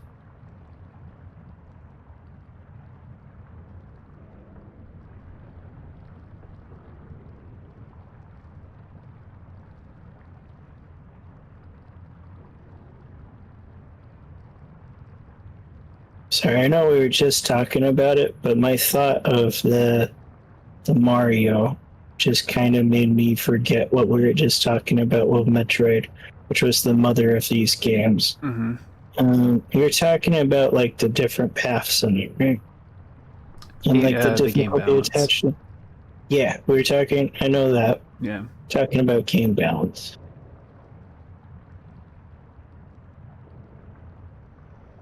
And that's the mother of these games. The first Metroid, yeah. Yep. Technically the first Metroidvania. And like, I mean, there were certain things it was borrowing design-wise, it was borrowing from other things that already existed in a way. Because you could say, well, the first Pitfall game was actually the first Metroidvania. It's like, okay, kind of. But they kind of know at the same time. How it came together was really Metroid was sort of the defining thing of that. Yeah. Even more so than I would say Castlevania. As much as I love Castlevania, a lot of like where that part of the whole Metroidvania thing comes from when Castlevania was like Symphony of the Night and they were starting to do a more Metroid inspired gameplay. So yeah. Yeah, they did. I mean, Symphony of the Night was the first game that solidified the formula. Because like that game did stuff that Metroid did not, that people came to expect. Just like having stats, having different equipment, multiple characters, kind of a story, Metroid didn't really do much of any of that. So no, it's you kind of just go grab stuff and then I mean, Metroid came out at a time where saving the game was revolutionary. And I mean, even just having a password system, yeah. The fact that you had a long enough game where it's like, well, you gotta save. Continue. What? Because before that, you mean this game is at 2 stages long? Right. Yeah. Before that, you either just beat it in one sitting, or you find shortcuts, or you literally just leave your console running. Yep. And that was it. And then you come back and it's melted. Yep.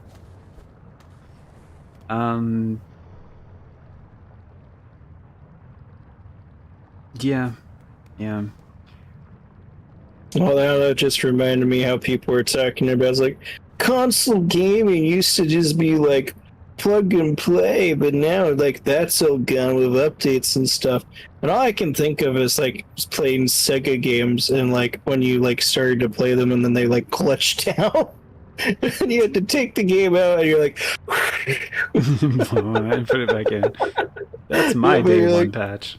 Yeah. Yep. You gotta just cross your fingers that maybe when you like put it back in, you get to continue where you were. Yeah. Yeah, you just saying leaving it on just made me think of that point too. Because it's like, well, if you leave it on that long, just increases the chance for that to happen. Oh my god.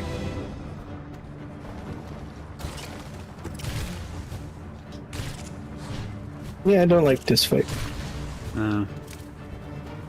It's annoying. I feel like I'm just saying that too often in this game. Yeah. Oh, fuck, I forgot about that. Yeah.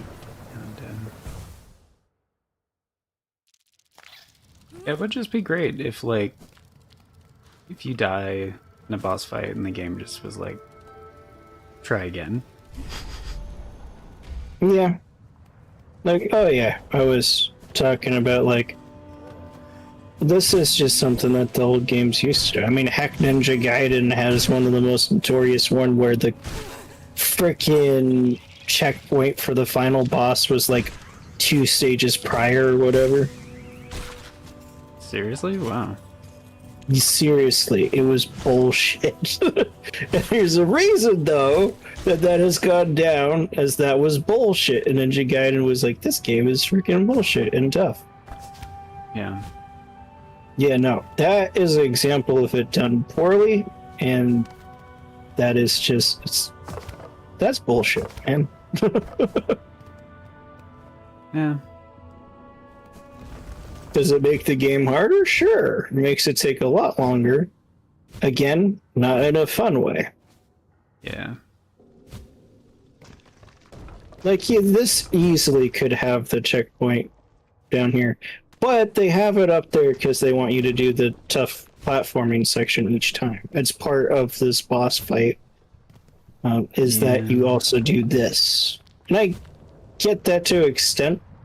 Sometimes the challenge or the particular design for a thing comes from the area too. Is it fun? I don't know. I don't think so. Nah. This fight's already tough enough when you're in the area doing it. If you were to spawn right here, this section's already tough enough. Yeah. Which is weird, because, like, their previous game did it way better. As far as giving you checkpoints. Seems like they did a lot better in their previous game, which is sort of why I agree with your assessment that this one they're like, oh, this stuff is popular, we have to make it more like this stuff. Yeah. Which they did. There's a person saying they almost quit the game because of the parry mechanic in this game. They're like, it's one thing to have it there, but it feels like Silksong requires you to do it a little bit too much. Mm-hmm. Agreed. This is Inga. Yeah. I'm tired. Yeah.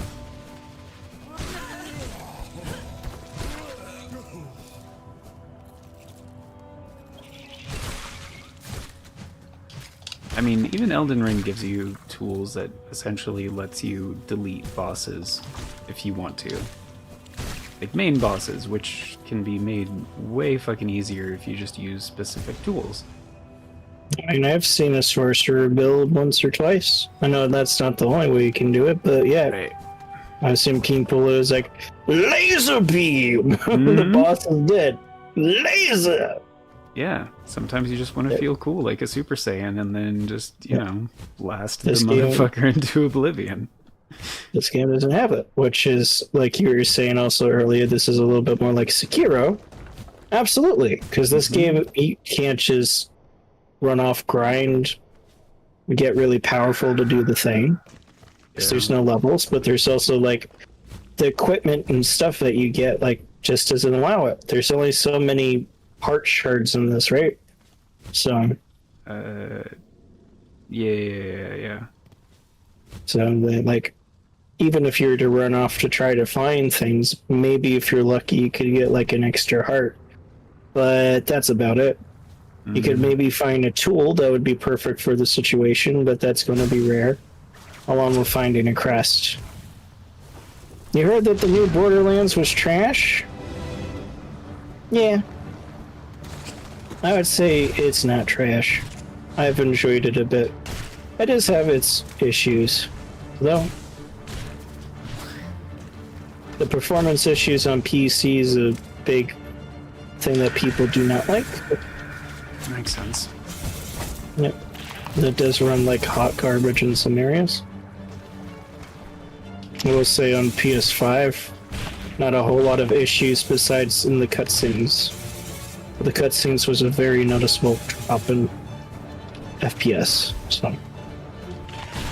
And I feel like the developers of Borderlands are big enough that's sort of What? inexcusable. I don't even know why I died there. You.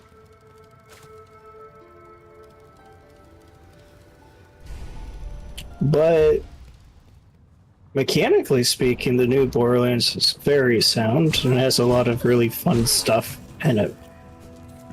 The characters, like we were talking about earlier on Borderlands 3, most of the characters it was like whatever. I like the playable characters a lot better in 4. That's a huge thing. Story is so bad. So four? bad. And 4. I When mean, it just came Borderlands out? was. Yeah, Borderlands has never been known for its story. But Handsome Jack. Or Handsome Jack was probably the best because, like, the villain was funny and interesting. Wasn't the But pre-sequel even like kind of all then- about his shit, kind of? Pre-sequel, yeah. Pre-sequel is all about he's like the main character Yeah. because it's about him and his going to Pandora, and it sort of reveals his motivations for that. Yeah. Mm-hmm. Pre-sequel, I never really played. Played a little bit, Yeah. Same. but pre-sequel is also like it's a spin-off game, and I can't confirm. I could look it up, of course, but without doing that, I believe it's an Australian studio because there's a lot of Australian accents in pre-sequel. Well, that's fine. It's just something I noticed. It's like, dude, like everyone has an Australian accent in this game. That's cool. I like the Australian accent a lot, actually. Man.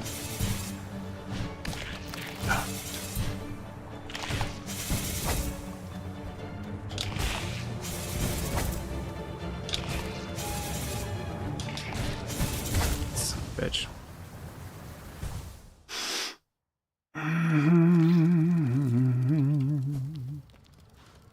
I do think that the next 2 flies that spit at you, that's probably the end of that fight. Leading up. Hopefully. But that's just It's me. kind of a and bullshit fight. It's very much a bullshit fight. It goes on for too long. Which is annoying to me because I chose to not do a bullshit fight to come here. Yeah, it's sort of. Which is also a bullshit fight. I made a bit of a joke about it, but it wasn't really. Whereas, like, your reward for skipping out on that fight was to get this Yeah. one instead. Yeah. It's just too much. Like, Mhm. okay, difficulty in a game works in the sense of it asks a lot from you, but what you get out of return is, you know, it needs to be an equal measure. Yeah. Sort of like an Elden Ring. Like, it asks a lot of you. It's not the most difficult Souls game, but it asks a bit of you, and Uh-huh. well, you get cool stuff like Dragon Magic. Which I know you said Dragon Magic is situational. I can see that. My build was fun. never like, it's fun, right? Yeah. It was It's a never going really to cool top concept. charts, and that's fun. Yeah. Yeah, You kill dragons and steal their powers. Like, that's awesome. it was so cool. It's not the most practical, but it's really cool conceptually. Yeah, like Sometimes- I could just be a sorcerer and you shoot beams at people. Yeah, but Sure. but canonically, they even made like explanations for why sorcery is the way it is in Elden Ring, which is also cool. Hmm. And like they explain, okay, the first Dark Souls game kind of explains why pyromancy is the way it is as well. But it was kind of the only school of magic where they did that. Like, Mhm. but yeah, Elden Ring kind of covers its bases like that. Like they give a reason behind the fire stuff. They give a reason behind the frenzy stuff. They give a reason behind, yeah, the sorcery stuff and like the bestial stuff and like everything. Mm. It's so cool in that sense. So even just like exploring the world and learning about it and obtaining those tools and giving you reasons to go places and do stuff, that's that can be part of the rewarding aspect. Is what I mean. This game doesn't really reward you. And like the first I mean, that's Hollow Knight does that. It also rewards you. It gives you stuff to like discover and learn, and like it's good. And like yeah. I mean, a huge draw of the Souls game is like when you got a new item, you get to like learn about what the heck was going on. mm-hmm. You could receive the lore, even if it's like something you ultimately didn't use. Like you'd look at it and you'd be, "Oh my god!" When you start connecting dots, and it's like, Mm-hmm. "Whoa!" That's fun too. Yeah. And This game, like this game doesn't have that. Yeah, it's another way to reward exploration, and I just it's a little disappointing in that sense, and not like disappointing, but the fact that it's I think fatiguing. it's disappointing too because they got it better in the first game. So it's like, hey, we see they could do it, Right. and well, they fell on their face this time. Why? Yeah. Why, Team Cherry? Yeah. A little bit. But again, I don't when I compare them to other developers, but even just comparing their work to their previous work, I feel like that's fair. And I think that's fair too, because it's their work, right? mm-hmm. So you're comparing them to themselves. It's not like they even lost people in the development company. It's literally the same people. Oh. If they lost one person, they would have lost 33% of their staff. Yep. I mean, I don't know. What do you think this game does well? What it does well? Yep. I mean, I've been talking about a lot of bad things. Oh, yeah. I mean, it does a lot of stuff well. I mean, it borrows a lot of the good parts from the first game. Is like, I mean, there is the exploration. There is like some interesting biomes that are interconnected in fun ways. Just filling out the map. You know, there's like charming characters. There's not as much comedy as there was in the first game. Like, this game is a bit more of a bummer. Like, it's a bit darker, which is fine to have dark and like serious, gritty tones. But like, as I'm being reminded of in the first game, like some of the bugs, like enemies, just kind of like fart as they die, and it's hilarious.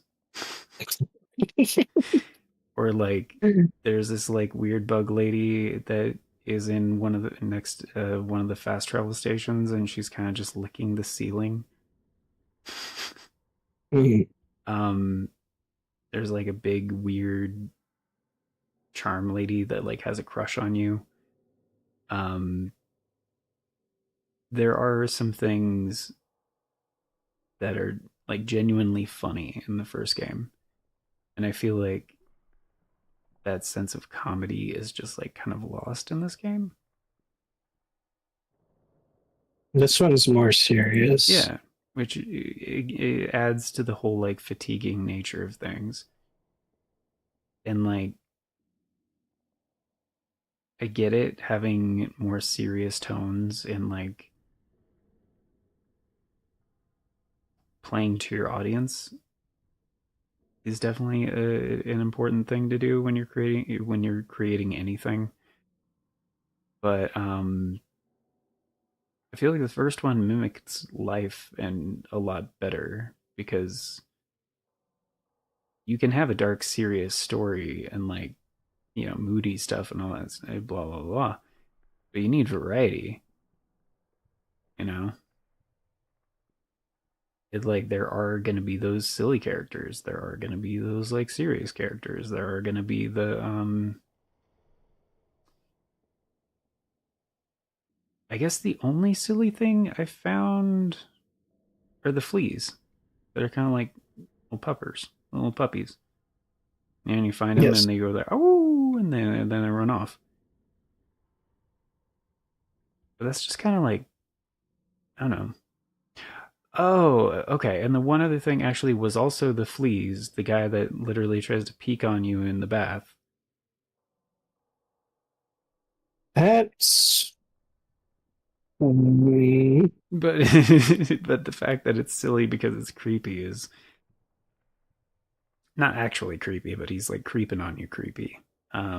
It's kind of creepy Yeah, a little bit, but not creepy in the same Silka's like a sense. girl, Yeah, but it's kind of funny because, well, we see her without her little suit on.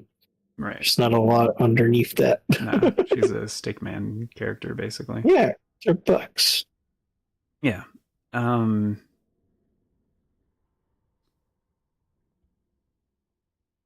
Yeah. I mean, there's that one girl that likes to clang and sing and stuff like that. Oh, I love her. She has a great attitude, but she's not really like comedic, you know? Like it's not funny. She's just like very positive. She's ineffable, you know? It's If it's the one I was thinking of, she was kind of funny. She's like banging on her bell in front of the door. She's like, yeah, one day my son will reach it. And then if you open up, talk to her, she's like, look, my son reached it. right. Then you open the door for her. Yeah. It's like, okay. She thinks she You're opened the dumb. door. Yeah, and she's a little dumb, right? But the way it's Yeah. presented is just that she's being very uh she's being an optimist and she doesn't even perceive how dangerous stuff is because she's just like Yeah. yeah. But it's not like it's not comedic, you know. It's like she's lighthearted. That one character is, yeah. But like there was a lot of comedy in the first game. Like they even have a joke ending in the first game. I mean, this one might, but like they put a lot of work into having a variety of tones in the first game. I don't mean just like this game's not funny. No, I mean like it's pretty monotone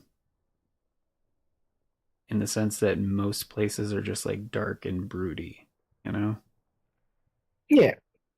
Not in like, you know, physically dark, like lack of light, but I mean like that's just kind of like the vibe in most places. Like the world is sick. Constant oppressive tone. Yeah. And that kind of makes it more fatiguing. Yeah. Because of the lack of I asked variety. what the game does well. Oh, you did. Yeah, I'm sorry. I immediately go back Not to being pick on like, you, but I know like this place is frustrating. So no, I you gotcha. did. Admittedly, you gave a good thing. I started with a few first. positives. Yeah. Yeah. The map is big, and I know I'm not even like done with the map. Like, there's still a bunch more map. Yeah. So there's a lot of places to go and things to do, and the fast travel thing, guys, is kind of cute, sorta. I guess. Yeah, I would bait him. I like the thing with I the don't know what crests. you're talking about. I like how the thing with the no, crests. the fast travel guy. Yeah, The I would crests not are bait cool. him. He is cute too. He's like a giant dog. I like how there's quests in this game too. I like crests and quests. Yeah, how there's actual quests. I do like that. I do. I think the crest is a cool concept where you like have different move sets and you can pick the one that matches you the best. Right. I do like that. And I do like how once you heal like the different areas that are kind of like towns. They have like their quest boards where like the different characters will like post things that they want, and there's like wishes that you can fulfill. That's really cool. Um, and the movement in the game feels really good once you get used to like how Hornet like traverses things. Um, and there's a lot of stuff to do. Like it's a larger game than I thought it was, and You've been playing for how? like 40 hours. I mean, I Yeah. idled a lot of time, but like solidly like 40. Um, and yeah, it's just when you start, there are sections when like you start nailing it after practicing and doing some things, like you can pull off some cool shit, and it's a lot of fun in that sense, and it's well written. I've heard some of the translations aren't great, but the guys who made it wrote it in English and as an English speaker, it's well written. Yep. Um, That apparently was sort of what pushed this game over the edge to like only being mostly positive or whatever. Because that's Chinese translation's not good. It's like, okay. I mean, that's fair if it's not good, but there's a lot it's of a team Chinese. of 3 people and they don't speak Chinese as far as I Right. know. Yeah, it makes sense. But you can go through like localization companies and they'll like localize stuff for you. That's fair. How expensive is that stuff, though? Probably pretty expensive. I mean, they probably had the money probably because Hollow Knight was a success, but yeah, massive success. it's Yeah, not nothing.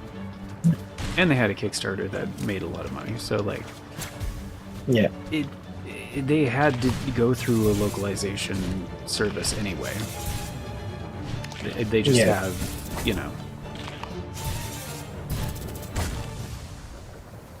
All right, Tianzhou.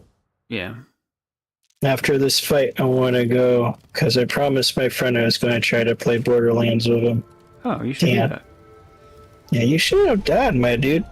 You're going to win that time. No, it was a bad. I distracted you. No, I'm it's not your sorry I fault. distracted you. That's my fault. You can't convince me otherwise.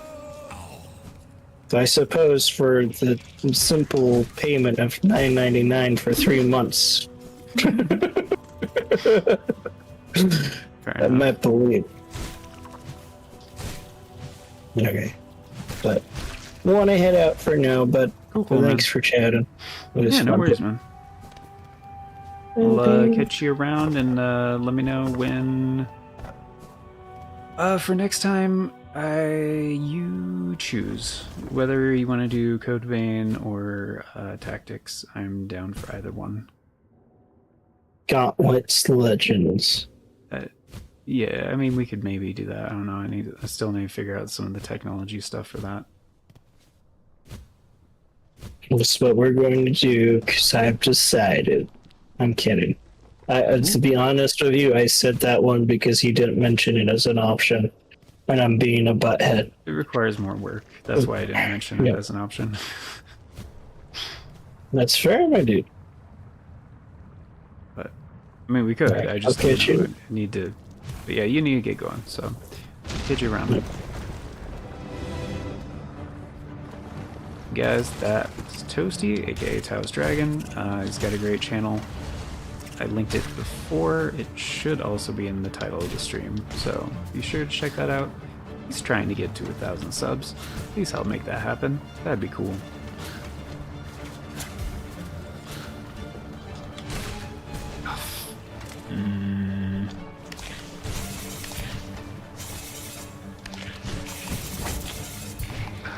Okay, forgot they do 2 hits of damage.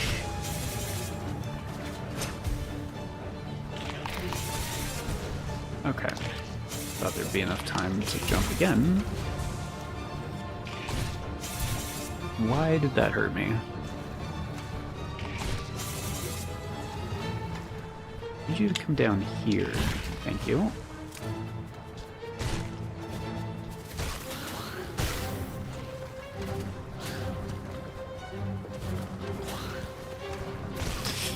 Nope. Motherfucker. There's more, isn't there?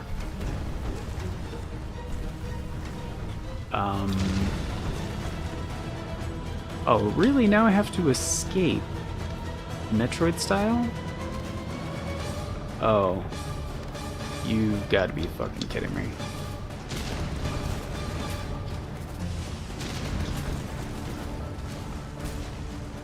I can't wall jump there? Why?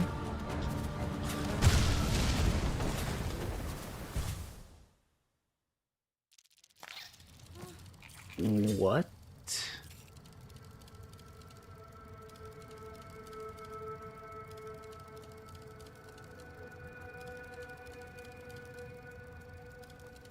The fuck?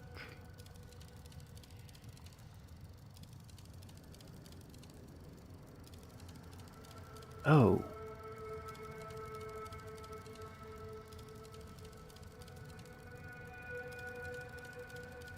Wait, when did he send that? In about an hour. Oh, shit, I was really hoping to get this done.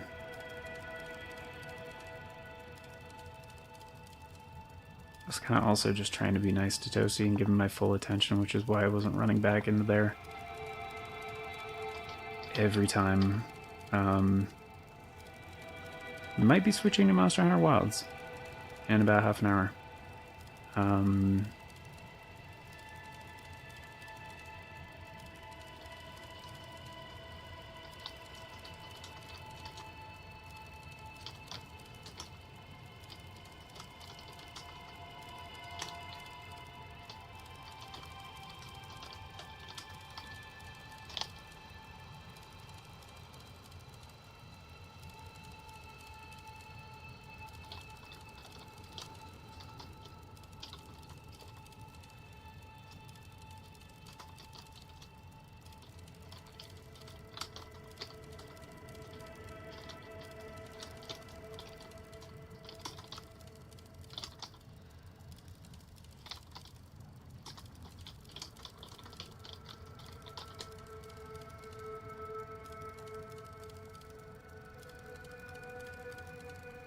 No longer wall jumping.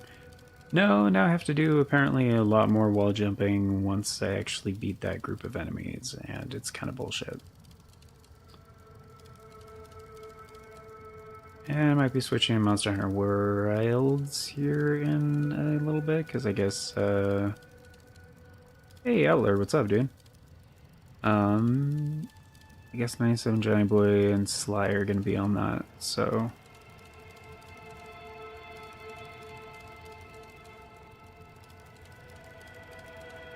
Don't know if that's necessarily what they're going to be doing, but I don't know if he was spitballing ideas or inviting me to a thing, so we will see.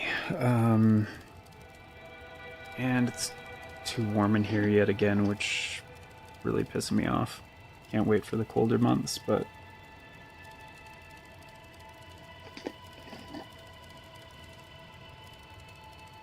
one of my least favorite things. Being too warm. I don't do well in the heat. Your Monster Wilds, that was summoned. Yeah, I think we already have a full party outler, but I don't know. We'll see.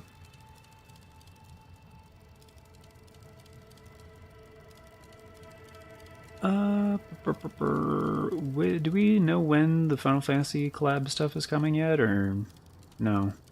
Are they still just saying late September?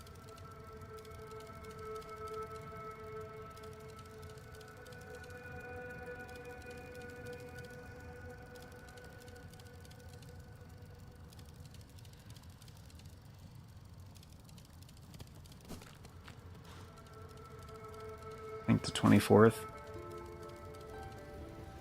Cool.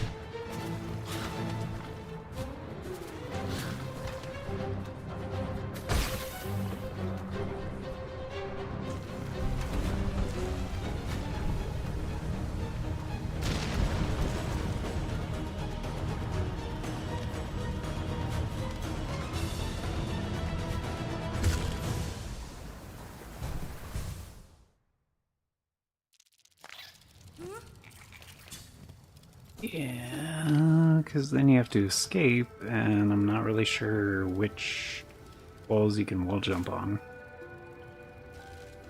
Which is really annoying, because there's only limited platforms, and yeah.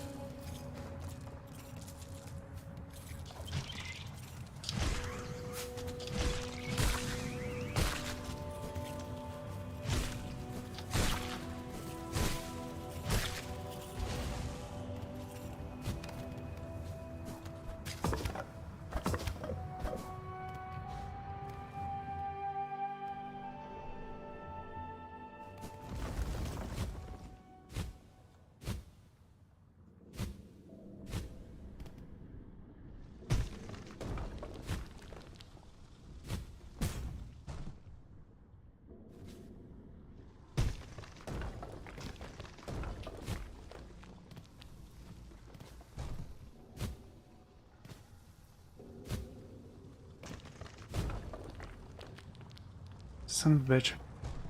Fuck.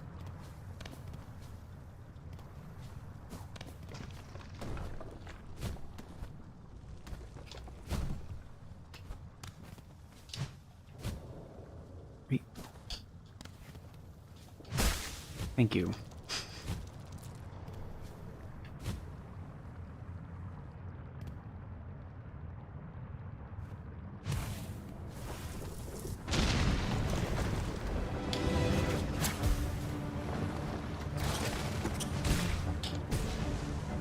But...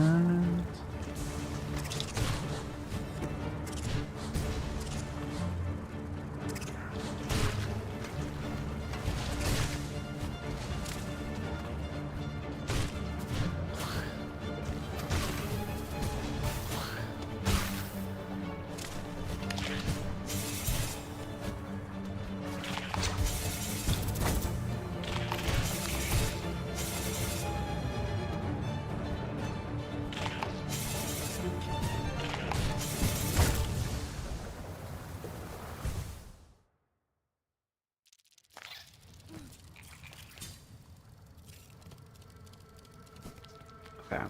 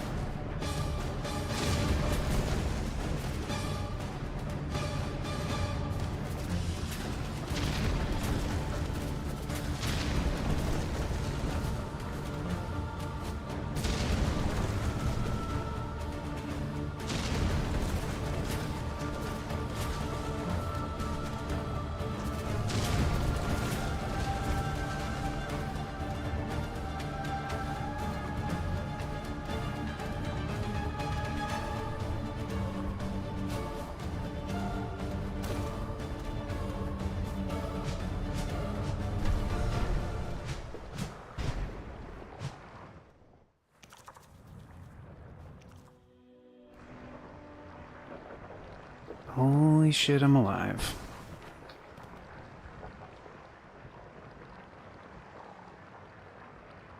So, question is, if I leave...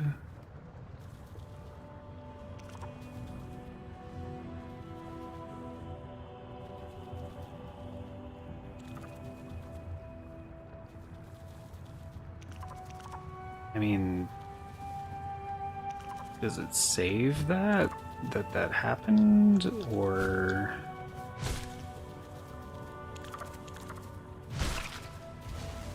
I just, like, get over here, please?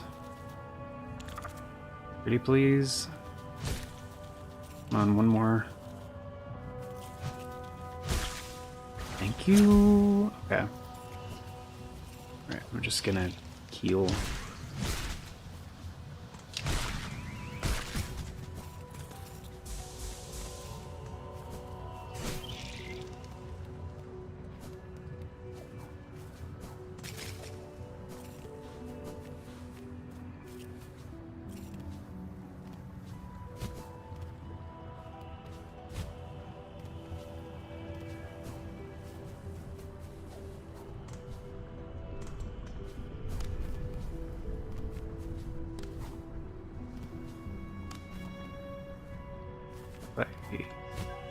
can easily heal, which it looks like I can't without leaving the area. But I got a little bit of health, so I'm happy about that.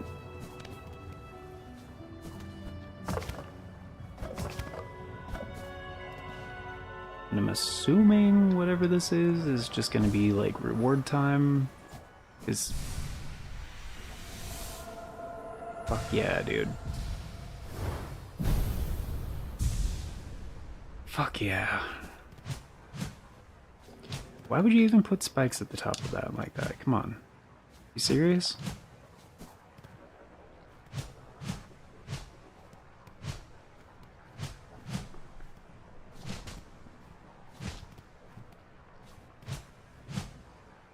This isn't anything, really?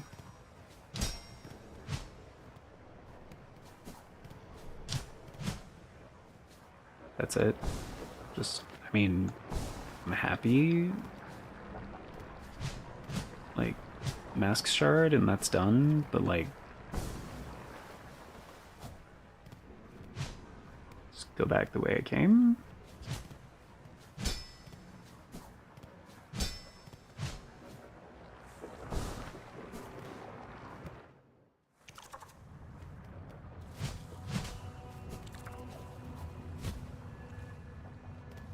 Seriously? You could just...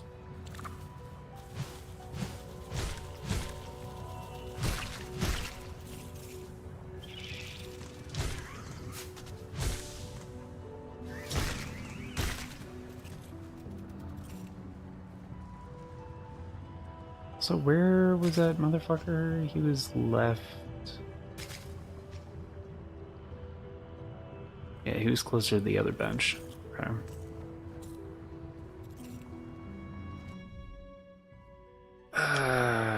Okay, and so I have what?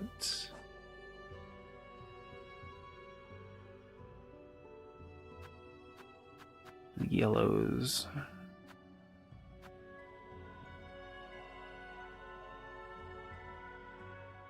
Strength foes will only be flowing as far when taking damage.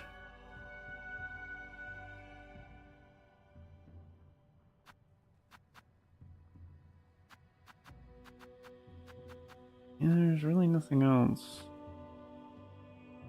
Binding is faster, Magma Bell, right? Poison, right? Libru, right? Threefold Pin, Red Storm. Yeah, so that's the exact same shit I would use again. On the, what's his name? The other guy? Which... by comparison, now seems like it'll probably be easier.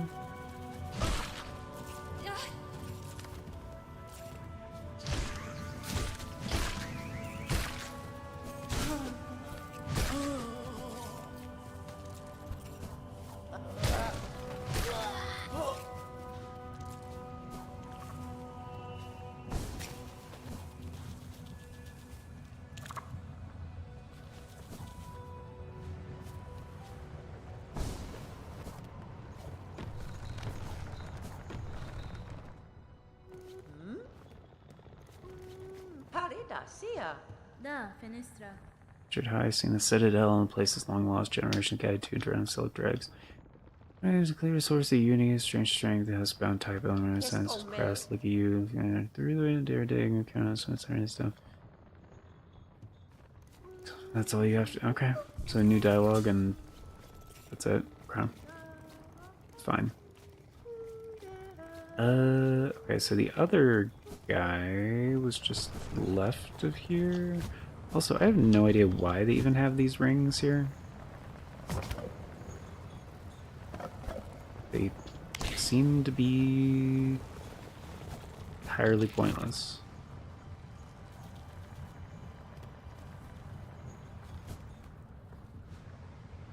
That's definitely the way back.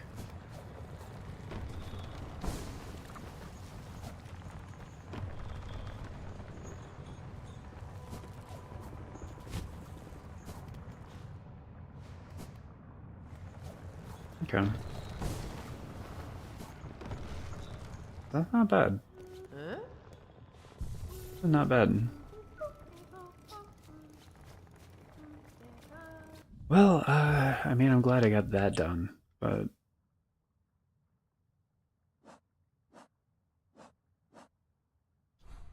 was a huge pain in the ass.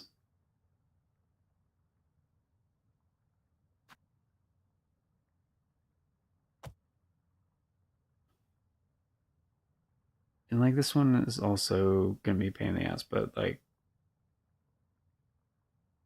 I feel like it's probably gonna be easier. Especially now that I get the practice on the other thing and yeah, the other crest. Yeah. Anyway, but yeah, there's still a number of things here. And at least the other one's like for a quest specifically. Yeah, it's gonna do it for now. I might get back on this later. We'll see. I'm gonna do some Monster Hunter Wilds with 97 Johnny Boy and I think maybe Sly Kiko. We'll see.